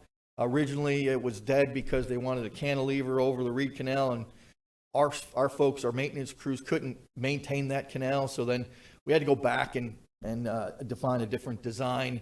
We entered into agreement. Council approved the agreement. The city is now building that trail, in South Daytona, and they still have north and south connectors that they still need to pursue. And then Ormond, I think, is just starting to come around, where we're trying to get some connectivity up there. I mean, I'm seeing a lot more activity now recently than I've had in the past. So we're hopeful that they'll come around and start connecting those pieces together. So the bottom line on that one is the cities just need to continue to pursue those alignments and then work with FDOT on funding the gaps. And I'll talk more about that in the end, and after I finish this here. And then add picnic tables along trails, easy to do, right? I didn't hear that comment before until we went through this. So we've got benches, but they're asking for picnic tables, no problem. Additional mile markers, and I think that comment really was aimed at the St. Johns River to Sea Loop, going north and south, because we've got mile markers every half mile on the coast to coast. So it's just really those comments are going north and south, which is in play, and I have funding for it. Additional water bottle fill stations. Those will go hand in hand with the restrooms, and we'll spend a little bit of time on how many restrooms we're adding. Additional trailhead and parking areas, and then the East Coast Greenway Alliance. So we have been working with them. They have their signs up specifically on the east side trails, and we'll continue to work with them on identifying those alignments, and then move trails off roads. And then continuing on here, control of speed. The e-bikes are becoming more and more prevalent. Some folks that are, they have an e-bike, I think it's class 3, and it goes over 20 miles an hour. And so that's going to have to be something the council deliberates on in terms of if they want to allow those or not. But there are some complaints that their bikes are going too fast. Add sidewalks in neighborhoods. This is really a city comment. So we're trying to build the loop and the going north and south, and then the cities would connect to those maybe through neighborhoods or from parks to the trail. And then add equestrian trail. There was 1 or 2 comments on that, and I think it was really focused on Osteen. Safe connections to Valentine Park in Orange City. That's in the plan. The bridge is the problem there that we're trying to work through that. Additional trail rule signs. We can easily put those up at kiosks at our parking lots, so that's not a problem. Add more loop trails, for instance, Lake Beresford Park Loop. People like to, if they want to exercise and in their local neighborhood, a loop works out good for them. So I will look at those types of opportunities in our parks. Improve awareness. I really think that it's more like a marketing, like the brochure comment is what we're really talking about there. And then add charging stations for e-bikes and electric mobility devices. Not sure what to do with that one yet. We're going to have to strategize that through time. I mean, there's e-bikes are becoming more and more prevalent, so it's something that I think it's got to be on our radar screen on what to do about those. And the next comment here is this is the additions to the Trails Master Plan. Provide educational programs, and that's going more in line with the marketing, right? Become more aware. Add a bridge or tunnel to cross State Road 44 at Lake Beresford Park to Grand Avenue. That's a big ask, right? So if you've been in Seminole County, they've got 2 under roadway connectors. One's on Lake Mary Boulevard. The other one is on State Road 434. It's double the cost of a pedestrian bridge, and right now, though, that's planned as being just a pedestrian crossing, no bridge, no under the road costs there. So I'll work with our construction engineering crew. Not sure what to do with that, other that it's probably a $4 million project. Add restrooms between DeBerry and Orange City, which they are in the plan. Add trails from Tomoka State Park. This was an Ormond Beach request. This is also a city request, so this will be packaged up and provided to the city. The state park has a trail. It's called the Benny Woodham Trail, and it's just north of the Sanchez Park. So the request was to connect the Tomoka State Park Benny Woodham Trail to the Sanchez Park, and that would be a city-state request to do that. Add lights for trail use during the winter months. Probably not going to, I mean, that's a big number. Our trails closed, sunset to sunrise.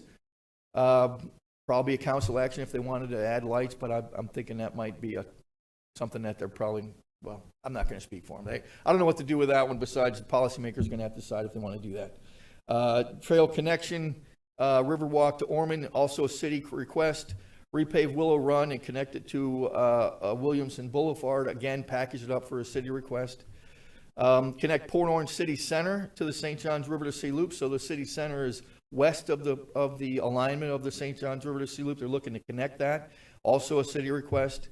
Add a route along the St. Johns River to Sea Loop to Gateway Park and DeBerry Plantation Community Park. This will be packaged up for the city of DeBerry to address.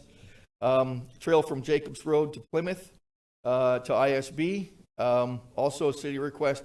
The next one, though, is State Road 44 to New Smyrna Beach. So that's unincorporated Volusia County, and it makes sense. We're going to include it in the plan.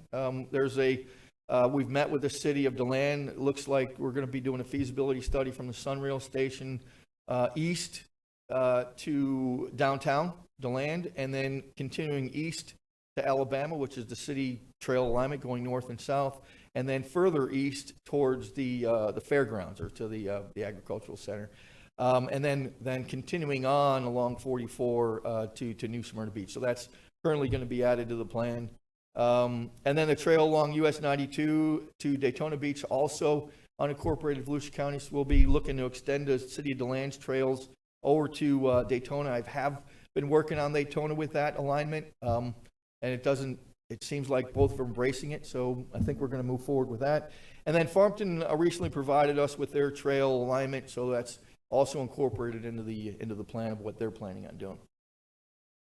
So, these are the statistics from the trail survey. These are the static questions. So, and I'm gonna need my glasses for this, so because I'm blind here. All right. So, in which of the following areas do you reside? So, most of the respondents are in unincorporated Volusia County. DeLand, Deltona, and Port Orange were the next most popular areas where they resided in. What's your age range? As you get older, apparently you ride trails more, right? So, and that's consistent with what we've had in the past when we've had. Fits all of us up here. That's right. That's right. And that aligns with when we ran data on looking at who was using our trails. This is exactly what we came up with when we had feet on the ground. So this is consistent with what we had before. We got to get those 21 to 30-year-olds out. That's right. That's right.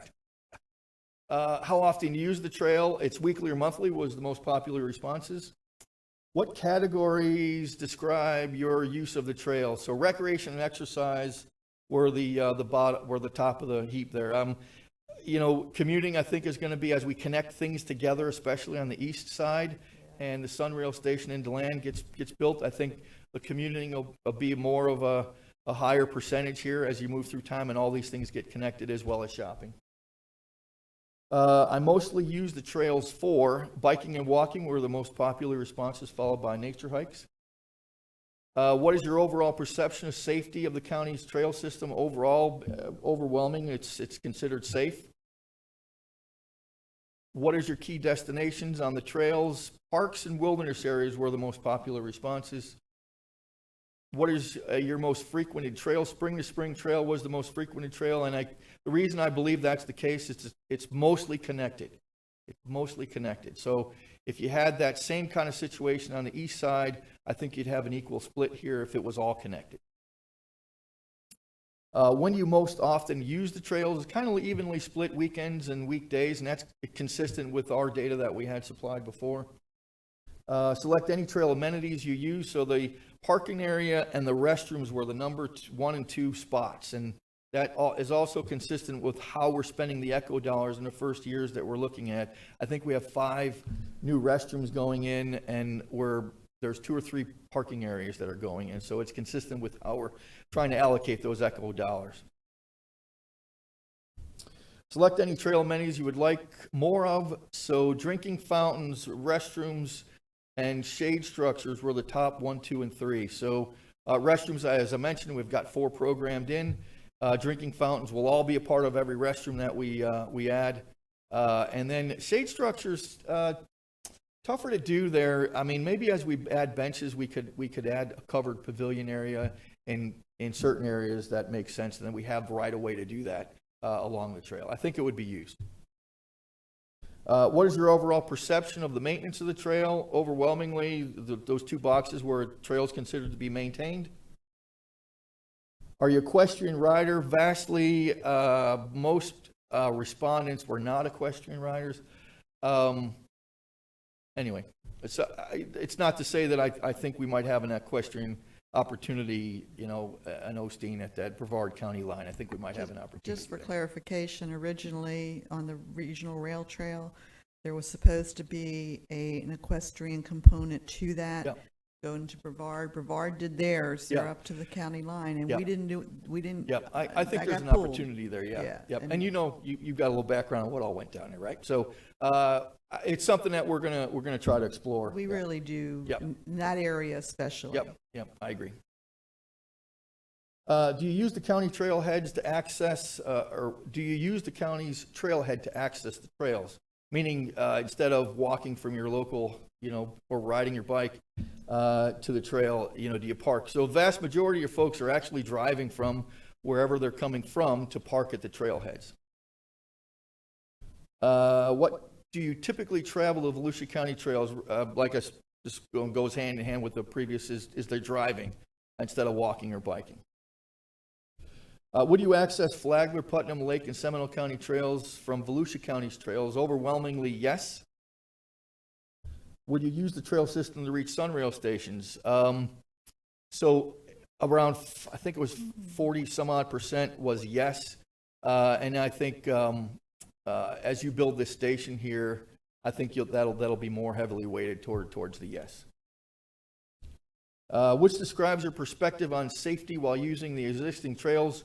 1 and 2 spot is they feel safe on riding the trails. I will say any hesitation will probably become from the speed and the unlawful motorized access, ATVs, that type of thing in certain areas of our trails. I think that's where folks, I've heard the most pushback on is those electric or motorized vehicles accessing unlawfully the trail system, especially in rural Volusia County. Is there a reason that might prevent you from using the trails? Too many gaps. That's really a east side comment, I believe. As you connect those, I think that'll go away. The restrooms, as I mentioned before, we're adding 5. And then the third most popular was no reason to not access the trails. Have you read Volusia County's master plan? It doesn't surprise me. Half respondents, yes, they did. About half, and then about half said no, they didn't. But I still welcome their comments. It's a large document, so I understand that result. Will you or did you attend one of the Trails Master Plan meetings? So a lot of the respondents, even though that I asked all the attendees to respond, most of the responses were from folks that didn't actually attend one of the meetings. So I'm getting comments from the public meeting, and then online I'm getting folks that did not attend the public meeting. And then this is the last slide that we used at our Trails public meetings to give folks access via the QR code to access to the Trails Master Plan. It's all on our website. It's also on a Trails landing page. The Trails Master Plan interactive map they can access right from that meeting. And all 3 of these will stay live, even after we have the adoption of the Trail Master Plan by Council. The Master Plan will stay live. The Trails Master Plan interactive map, which will change as cities identify different alignments, that'll be current. And then the Trail Survey will also remain active, so we can get feedback from the local or the population on what else they'd like to see. So all 3 of those will stay live. And with that, I'll cover any questions. Any questions? Yeah. Yes. Mr. Selby? Thank you. Couple of questions. One, what is the cost per mile to build a trail? Around $500,000 per mile to develop a trail. Now, I will say this, that's a big variable. It's more expensive. It could be more expensive when you're going over a wetland, and I got wetland impacts, or over the State Road 442. We built the Ped Bridge. That was a $2.1 million project. Same exercise with the other Ped bridges. Those are bigger numbers. So wetland could have an impact, and pedestrian bridge would have an impact. And the trail, what's the typical width of the trail? 12 feet wide. Okay, and what do you use? Do you use concrete or asphalt? It's asphalt. It's 1.5 inch thick asphalt with a 7-inch substrate. It's built to a local road standard. So you can't ride heavy trucks over that, but if you're looking at like our tree trimming crew or our maintenance crew, it's built to a local road standard. And how do you describe the different types of users of trail? So I think the bikers and the walkers are probably the highest user group that we have, and I'd say obviously biking is slightly more popular than the walking part. And as I witness riders on trails, the e-bikes are becoming really more and more popular. I mean, it's like overnight. Last 3 or 4 years, it has really become a high user group of using e-bikes. And does the county consider a bike lane on a road a trail? So Technically, the answer is yes, it could be considered a trail. I will say that at least everybody that I've talked to, or a lot of folks, safety of a bike lane on a road with no separator is it's not safe. Bike riders would actually, or walkers would strongly prefer having a off-road trail. They're safer. People will use them more. You'll have a different user group using your bike lane trails, specifically the folks that really want to go fast. Their bikes are built, lighter weight. The uniform that they wear is for aerodynamics. The pedals, they click their shoes into the pedals, and they want to move fast. So those folks would probably more be in line to ride on a roadway. If they get on a 12-foot wide paved trail and they got dog walkers and joggers and hikers and children, they got to hit the brakes all the time.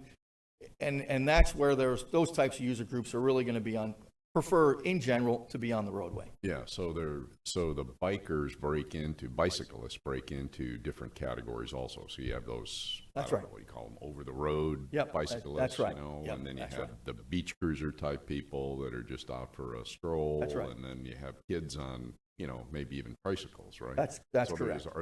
so basically we're looking at the bottom two, those other two groups, right? Not the over. Yeah, the Because trails- those guys that go 20, 25 miles an hour. That's I right. have, buddies that do that, and That's they're right. not going to go on a trail because they're, like you said, there's too much interference. I mean, That's correct. it's Yep. not safe Yep, for that's right. them or the bicyclist. Yep. Um, But just to follow up on that, when we're allocating funds for ECHO, or when the state is allocating funds for Sun Trail, they're typically focused on the off-road funding of trail construction. When you're looking at on-road, the state, just like the users, they really don't want to fund on-road, type of trail alignments, right? The preference is always going to be off-road with a separator, whether it be a curb or a grass and a curb. So there's more safety, and really your parents with children, your dog walkers, they're going to want to be on that 12-foot paved asphalt trail off-road as opposed to being on-road. They just won't ride on road when they're doing that. I thought it was interesting that you mentioned that you should consider a maximum speed on the trails, and as a vehicle driver, I think there ought to be a minimum speed for the on-road bicyclists. I think Get behind a guy going 9 miles an hour, and there's a perfectly good sidewalk, Yeah. 7 feet away, and you're going, is it person even on the road? Right. And it's a 2-lane road where you can't pass. Yeah. Either it's illegal to pass or Yeah. there's oncoming traffic. Yes, I think it's, and the e-bikes, I think that also raises another topic in there. But building facilities that accommodate the needs of the various types of users is tricky. I mean, Yeah. it's important, so, because I would suspect that there are a lot more crashes and probably fatalities from the over-the-road bicyclists than any 100%. other group. That's correct. Because I know several who have Yep. crashed or been hit, Right. and Those types of accidents happen on road. that's a growing population, I'm That's sure. right. I mean, it just seems Yeah, people especially more- when you do not have an alignment, when you're off-road, and folks are trying to connect one trail to another trail, and they're going on-road to do that, they're taking some risks. But if you build let's say like North US 1 in Ormond Beach, if we build a 12-foot wide sidewalk, that's off-road, the bicyclists aren't going to use that because the recreational people will be using it. You know what I mean? You almost need a dedicated, safe, but almost on, an extra wide emergency lane, if you will, just for bicyclists. So, yeah, I'm going to call those professional riders, Yeah. right? Those professional riders, like I said, they'd like to go fast. Right. And so, if there is room, along those roadways, to create a separate, lined, painted lane, I'm sure the professional riders would appreciate that, right? But that's really not your focus, Nope. right? No, You're it is really not. looking at the recreational. correct. You're looking at everything. That's So correct. that's really an FDOT sort of responsibility? I Well, mean, it depends on who owns the road, Yeah, right? If right. it's an FDOT road and the city is interested in it, they would partner with FDOT to try to make that happen. So let me just, I'm sorry to dominate You're this. I fine. hope you, the loop in Ormond, Yes. North Beach Street and Yep. then John Anderson, are those all county roads? Uh, Beach Street is. Yeah, I think it's a combination of county, city, and state roads there. So I've traveled on that. It's dangerous, right? There's no off-road trails in there. It's beautiful, but you're really taking some risks when you're trying to ride on, because especially on John Anderson, those lanes are skinny, right? And Right. so when you're trying to navigate the edge of that roadway, and you got cars going pretty quick on both directions, you got some risk there. And if someone's not paying attention and you're riding your bike, there's gonna be some safety issues there. And yet, I think probably hundreds of bicyclists ride Right. every day. That's right. Yeah, and what I see most safe is when those professional bike riders go in a group of 20, right? And they kind of do a Peloton kind of thing where they're all riding in a group and they take up the whole lane. And then you have to wait to get your opportunity to go into the ongoing traffic lane to go around that Peloton and then, go on your way. But I see that to be more safe than a single rider because, there's more of an awareness from the drivers in both directions of that group coming, right? And I see that a lot on some of the popular areas that you're talking about. I see the same. I live in Seminole County, and I see that all the time on Markham Wood Road. Very good. Thank you. Okay, other, Jeffrey? Just have a general question. Growing up in the 70s as a kid, I was always involved in bike-a-thons. We have all these 5Ks and 10Ks around here, which I had never understood. But I'm doing one this I used to love riding, my bike, and there were bike-a-thons all the time on the Santa Ana River Trail from the mountains to the Pacific Ocean. Does that happen anymore? Well, there's one coming up this weekend. The Alliance, Maggie Ardito, who you might Right. know, she's got a ride starting out at Gemini It's Springs. actually next weekend. Next weekend? Okay. Next weekend, the 24th. And it's I thought it was over 100 riders, right? Oh, yeah, and there's 3 different levels of rides. Yeah. The So, yeah, fast it guys and the happens. slow, yeah. And, Not as much as it should. yeah, there's more 5Ks, 10Ks running events than there are the bike events. But there are bike events out there. Yep. It's interesting that you mention that because I know that you know Ed Noseworthy, who used to be with Advent. Ed used to bug me about that. He wanted some bike races or bike-a-thons instead of all these 5Ks. They were funding. Yeah, I think somebody was going to ask you about the next Advent board meeting. Okay. One last comment, and this is what came up yesterday. Okay, right? wait, before you go there, Okay. I got to put my 2 cents in here. First of all, the photo op between Brevard and Volusia Trail didn't make the list, and I understand why, because it's Yeah. not a big deal, but it's something we really need to do. If I can help with that, I'm happy to do that, to Okay. contact Brevard. Okay. But specifically, when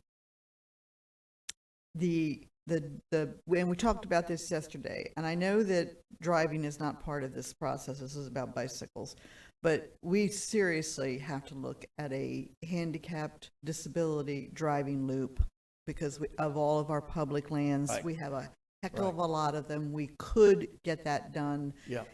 in conjunction, maybe run a bicycle path along, I don't know, but it works at Merritt Island.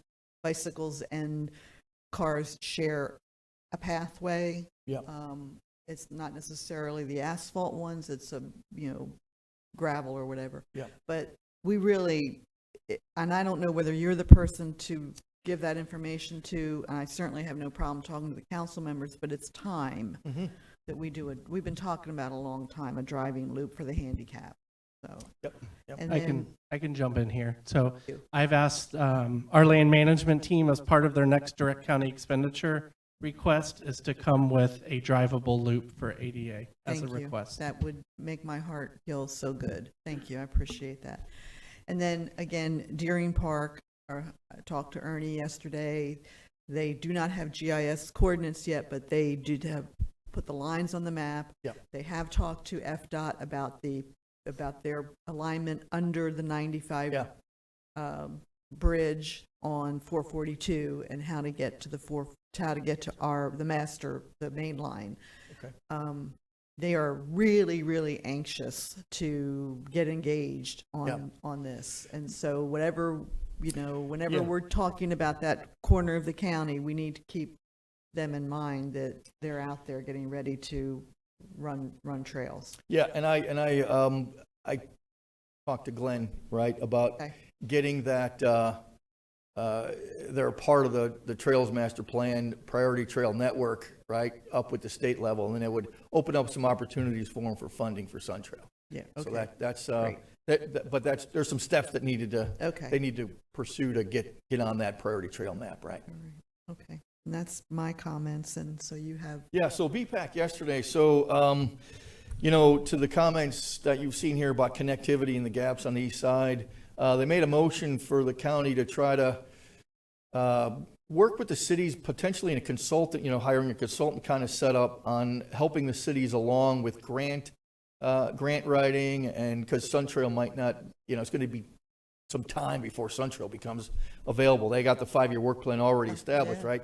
So they requested that county staff kind of take a lead in trying to help the cities define their alignment and help them align with a consultant to try to get all that done. Now, I don't know what to do with that, all right? Because that's it's going to be something that, we're going to have to internally talk about, and then I'll That's probably probably- get direction from Yeah. my leadership chain on how they want me to handle that comment. and I would Right. think that might be a discussion that the mayors and the Right.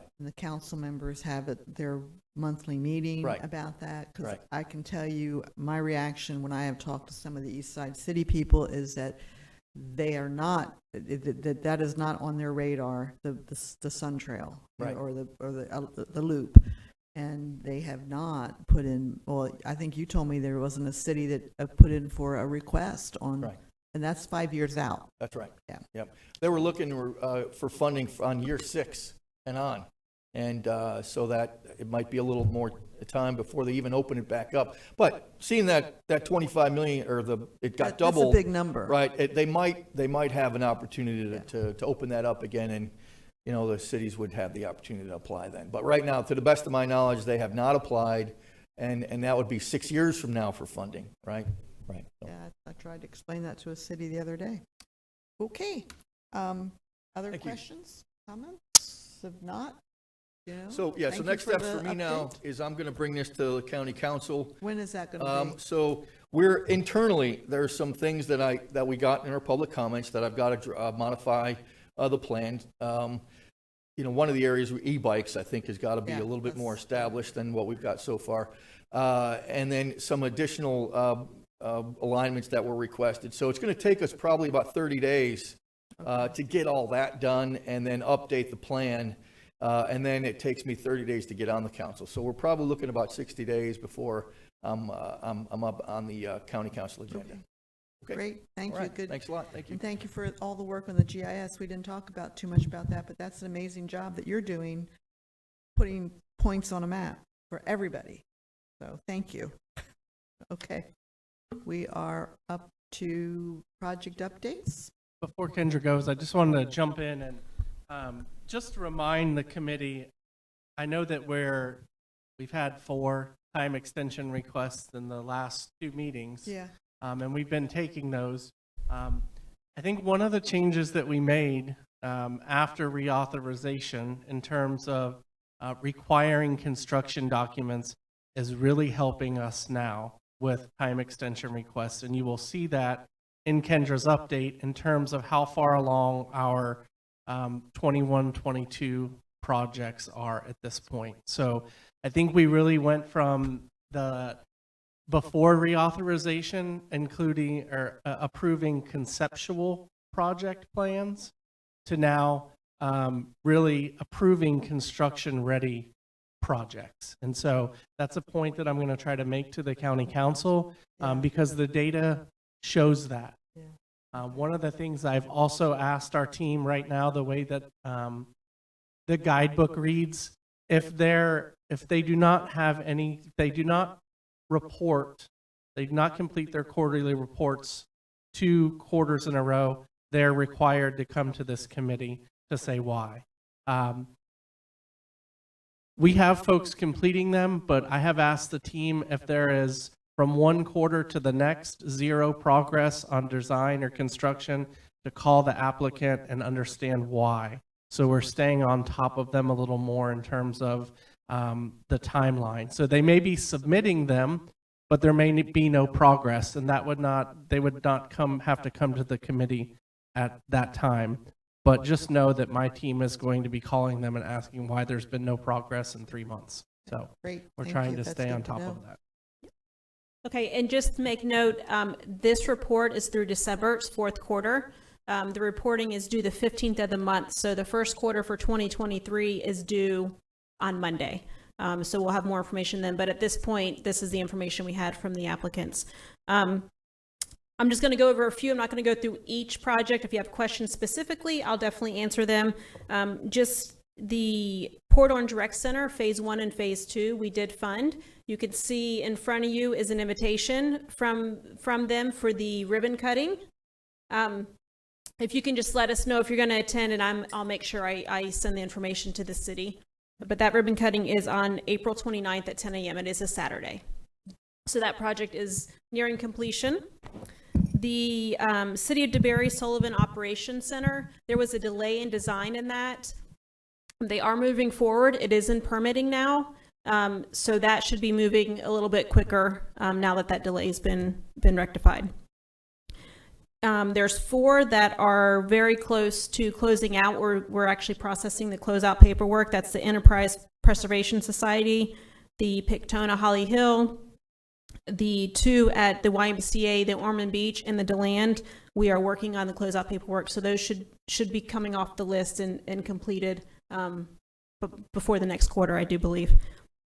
The Mary DeWeese baseball field, there has been a delay in that. The engineer has asked them for a topo survey, so that's what they're waiting on for that project. The Jackson Memorial Park, that's one of our newer ones. The playground equipment has been removed. They're in the acquisition phase of the new playground equipment. So with that, I will answer any questions you have if you have specific. I do. Mm-hmm.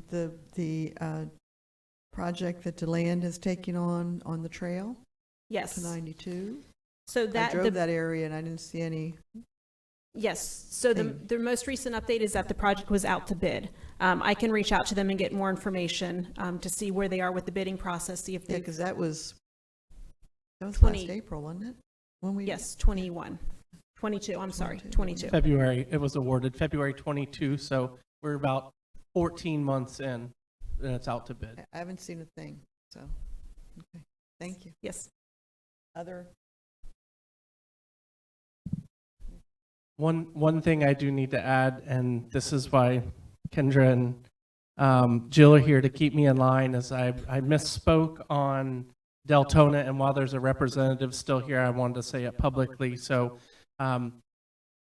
if we reimburse them and they have not fulfilled their scope, it would be a compliance issue. So our recommendation would be for them to rescind the grant rather than repay, because if we repay and they have not completed the project, which they have not, what they have committed to in their agreement, the moment that it's closed, they would be out of compliance.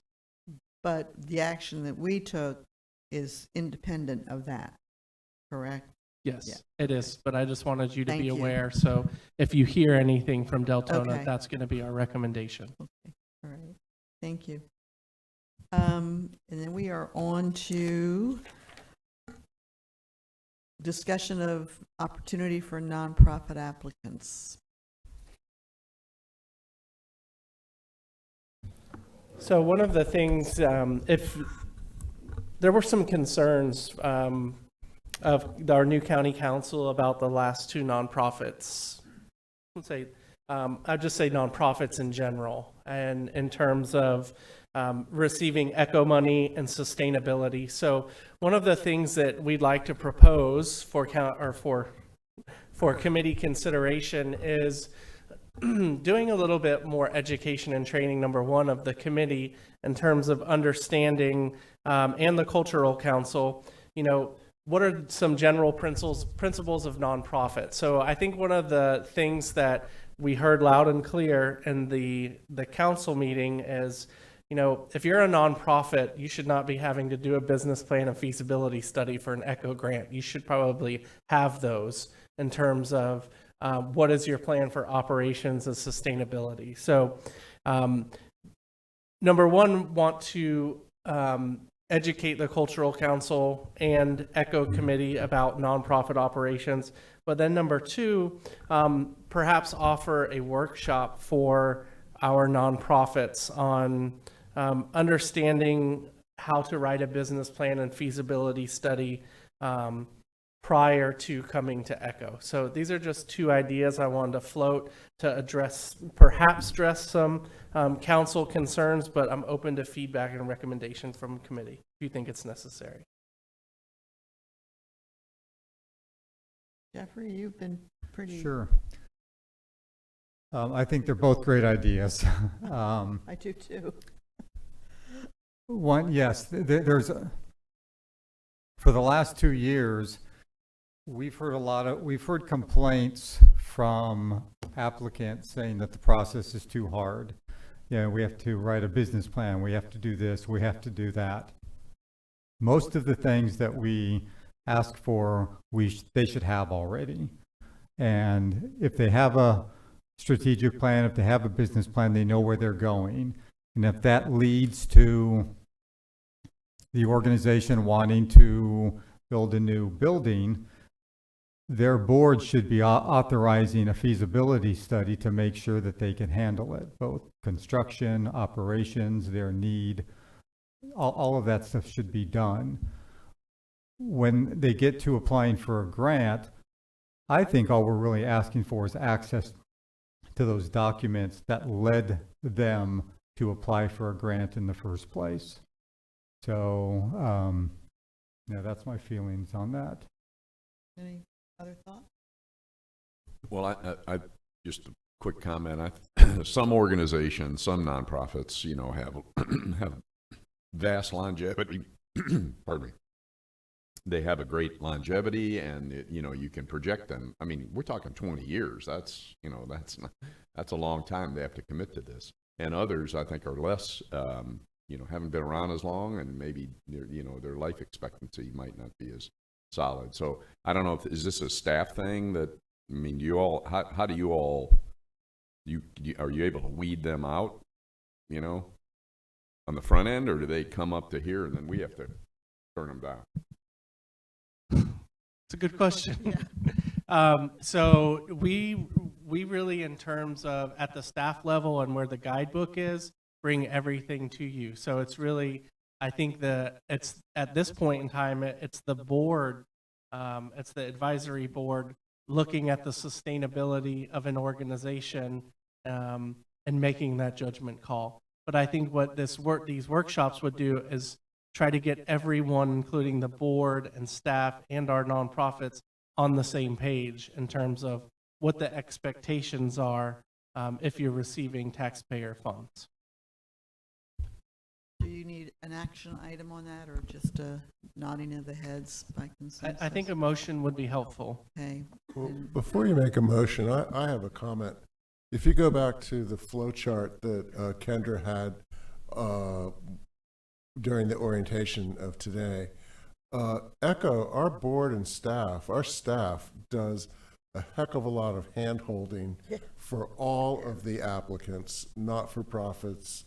And it begins with the mandatory meeting where they explain everything. I've been to many of those. They explain everything in detail and leave it open for questions. Please come to us. Then you turn in the grant. and staff reviews it and finds any discrepancies or irregularities and sends it back to them and gives them an opportunity to correct that before it even comes before us for review. And so I do think from staff point of view, they do a great amount. ECHO does a great amount of work. Not-for-profits they do not just wander in here and get slaughtered, at all. There's a great deal of hand-holding. We've also worked very, very hard over the years to make the requirements easier for some of the small not-for-profits, because we understand, maybe they don't have the longevity, maybe it's a smaller organization, but this board and the staff have really worked hard. There's probably more work that can be done. There's always more work. There's always more education that can help people. But we do a lot for them. And, and anyone that says it's too hard, it's like, well, it's no more difficult than going to a bank. It's like, this is a loan. We're making a match to them. And so filling out these, we've even streamlined over the years. This was very intimidating 10 years ago, these applications and forms. And you hear people, oh, ECHO's a really hard grant to apply for. It's really not. If you really read it and look at it, they're asking for basic business information that everyone should be aware that that's necessary. So I support going forward with more education. However, I don't want people to think that the ECHO staff and board has not been very accommodating to not-for-profits over the years. Okay, does somebody want to make a motion? And what language would you like us to use for that motion? How would you like it crafted? Or Jeff, you have something already? Well, I'll move to approve opportunity for nonprofit applicants and the advisory boards to have workshops on the general operations of a nonprofit. Does that work for you all? Pat? Okay. There a second? Okay. And I don't think we need a roll call vote on that one. All those in favor, is there any other further discussion? Yeah, I'm sorry, go ahead. yeah, it's okay. Can you help me again with why we need to go to that? What? I think it would be really to get everyone on the same page in terms of what we're requiring and what a good feasibility study looks like. In terms of what of the components of a good feasibility study or business plan, you will see as we start to review grants, you will get lots of different information that may not, it converges from different nonprofits or different municipalities. So understanding that these are the components for a nonprofit, these are the components that you would look for. So we're all on the same page. I think this probably stems from a couple applications that we had recently that did not seem to be as robust as what they could have been. Would that be accurate? Okay. Mr. Patterson, you want to say something? Yeah, I'd like to amend the motion to add that that could also be done a Zoom meeting or. I have to ask legal. I don't know whether we're still allowed to do Zoom meetings. So a physical quorum has to be present. And generally, if you participate, like if it's something that is going to be voted on by the board, absent extraordinary circumstances, usually death, hospital, those types of things, then a board member participating virtually would not be allowed to vote, essentially. I thought this was just more for informational purposes. If it's informational, you're not taking action, and it's not counting necessarily as a board meeting, then are we calling it a board meeting? What are we doing? A workshop. Well, if it's a workshop, we definitely need to have a quorum, physical quorum present, physically. So at least 5 of the 9 would have to be in the workshop. At the workshop? Yes, ma'am. And then others could listen online, but not participate, Okay. absent Same- extraordinary same measures. rules. Okay. All right. Did Uh, you want to? Could I make the suggestion that, just like we get presentations during one of our normal meetings, maybe the ECHO committee could just, the way it's written in the notes, it's like, we're not at the same workshop as applicants. So if we could just have a presentation such as,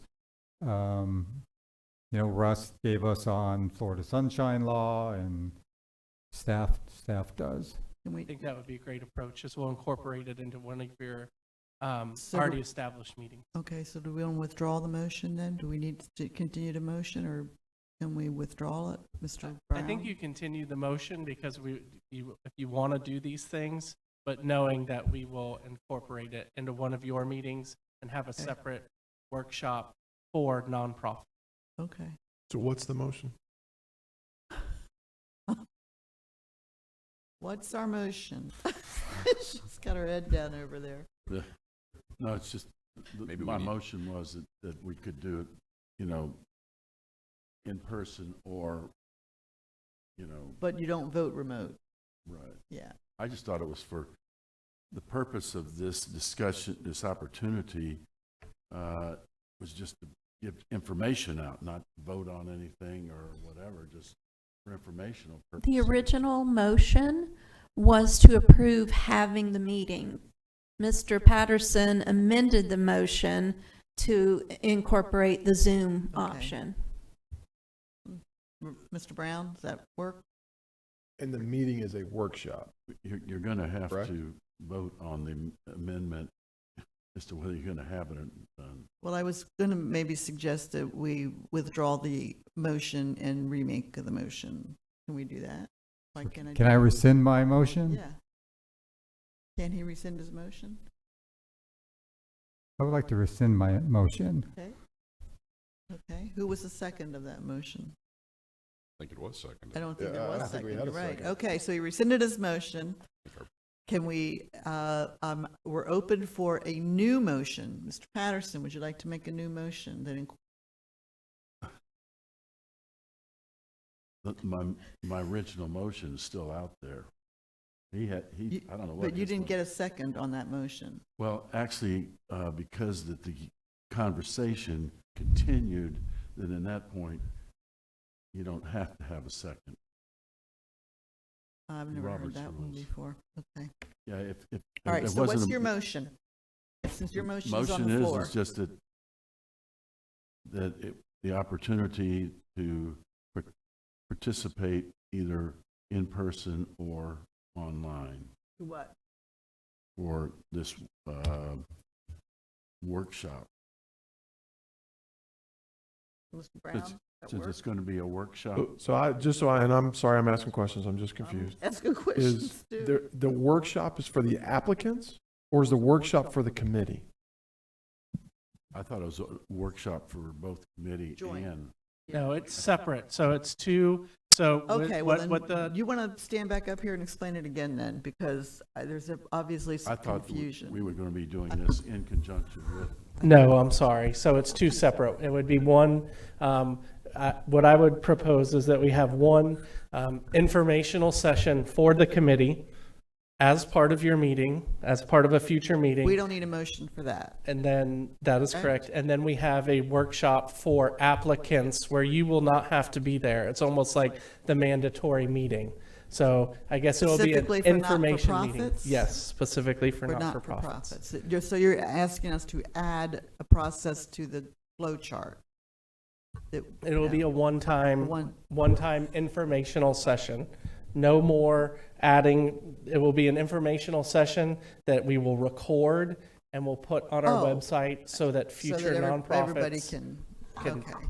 Yes. Okay, so So- you need a motion that directs the staff from the board or the committee to set that workshop up for not-for-profits. Is that correct?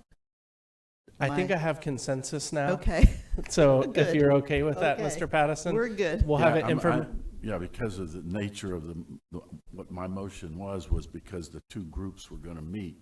So I'll withdraw Okay, my motion. so you got consensus, buddy, Yes. go forward. Yes, ma'am. Thank you. Thank I appreciate it. Sorry for the confusion, but we'll get it done. I think it's valuable, and I think the council will be pleased that we're making an effort. So thank I you. think considering their comments, yes, that would be so. Okay, so we're finished with the business. Now we're on number 6. We're coming to chair and vice chair election. And so I'm going to open the floor for, which one do I do first, Russ? Chair or vice chair? Chair.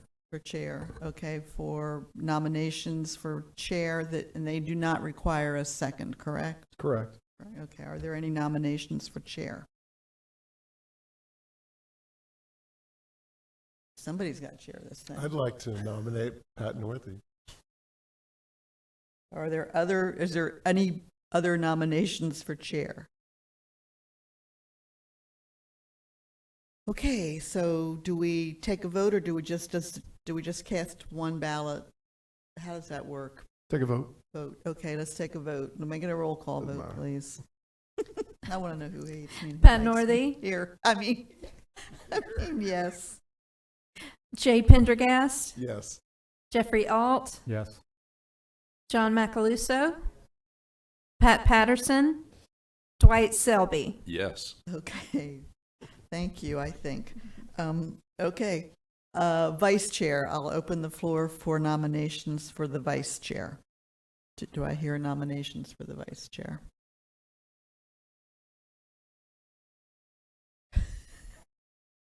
Can I make a nomination as the chair? No, I didn't think. You have to pass the gavel. At this point, there's not a vice, but you can still pass it to somebody. You just can't take it back until the matter's done. Okay, I'll nominate Jay Pendergast as vice chair. Are there other nominations for the vice chair? Okay, we'll take a roll call vote. Jay, do you want to be vice chair? I will do that, yes. Pat Northey, Yeah. Jay Pendergast, Yes. Jeffrey Alt, Yes.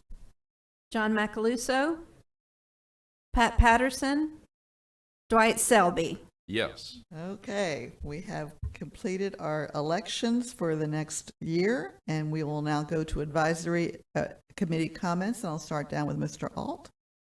Anything you want to add? First of all, I do want to add something. I am so happy that you reapplied. I know it was under duress, but I'm happy to have you back. Just in closing comments, welcome to the new members. I look forward to the last 2 years. And I just want to reiterate that in 2000, we started ECHO, and it was a very bold plan, and we had some wonderful ideas of what we wanted to achieve. In the last 2 years, we've discussed having a real needs assessment and really trying to come up with that roadmap to the future. And I do hope that with this new board, new committee, we could somehow come up with a vision, a bold vision for 2040, and try and figure out where we want to be at the end of this next 20 years. I think we need that. I think the county would appreciate that. Listening to the county council meetings, I've enjoyed listening to Troy Kent. I did not know who he was until January, but he talked last time about thinking outside the box and planning for the future, and I hope that we could lead ECHO to do the same thing. Great, thank you. Mr. Pendergast, any final comment? No real comments, I guess. Thank you for reappointing me as vice chair. I'll be happy to do that. And I do look forward to working with our new members. And I believe strongly in ECHO, and I believe it's been a very good program for the community. I agree with you with that. Mr. Dwight Selby? Well, thank you. Pleasure to be here. Looking forward to serving with you all for the next 2 years, and have a great day. Happy to have you here. Heather? No comments? And John, I want to be sure I pronounced your name right. Macaluso. Macaluso. Okay, all right. Makes it easy. Yeah. Yeah. I'd just like to thank everyone for, especially the experienced people on this board. I got a lot of guidance today, just in the first meeting, and heard a lot of things that really sunk in. And being a new member, and as some of the other new members here, look forward to continuing getting that experience, that guidance. So again, thank you all and appreciate it. Good, thank you. I just will add that I'm very happy to have the returning board members because their experience is invaluable on this, and welcome to the new board members. Committee members, I'm sure you're going to enjoy it because it is really a fulfilling experience when those people come before you and they have their bold plans and their sometimes not so bold plans, but they have their plans and their heart is in them, and you get to make a decision about whether the taxpayers can help them out or not. It's a really good feeling. And it's a good feeling knowing that the program itself is so overwhelmingly supported. So does the staff have any comments? Yes, I'd like to welcome the new members also. I look forward to working with you and, of course, the returning members. Just a quick note, I'll send an email to remind you, but if you can just let me know if you're going to attend the Port Orange Rec Center grand opening. And we will follow up with the information about the restrictive covenants calculation and also the rationale from the guidebook. Okay. And the next meeting is July 13th. I will send out information as normal as we lead up to that. Okay. Brad, anything you want to add? Russ? Real quick, one thing I failed to cover in public records, I just wanted you to be aware, is that if you ever have a question you want to ask of staff in an email about any project, you're always welcome to do that. Staff, we encourage that and like to get the information out. For public records purposes and sunshine issues, I would just request that you send the email to staff only. And then staff's practice is we will either blind copy, reply all, send it back to ourselves or whatever, and say, a committee member asked the following question, X, here's staff's response, Y, so that we make sure everybody gets the same information. I just You're really good. wanted to They're bring really that good at doing up. that, the staff. So we appreciate that. Okay. Seeing no additional comments, or I guess do we have public? We don't have public participation. We had that in the beginning. Okay. We are adjourned.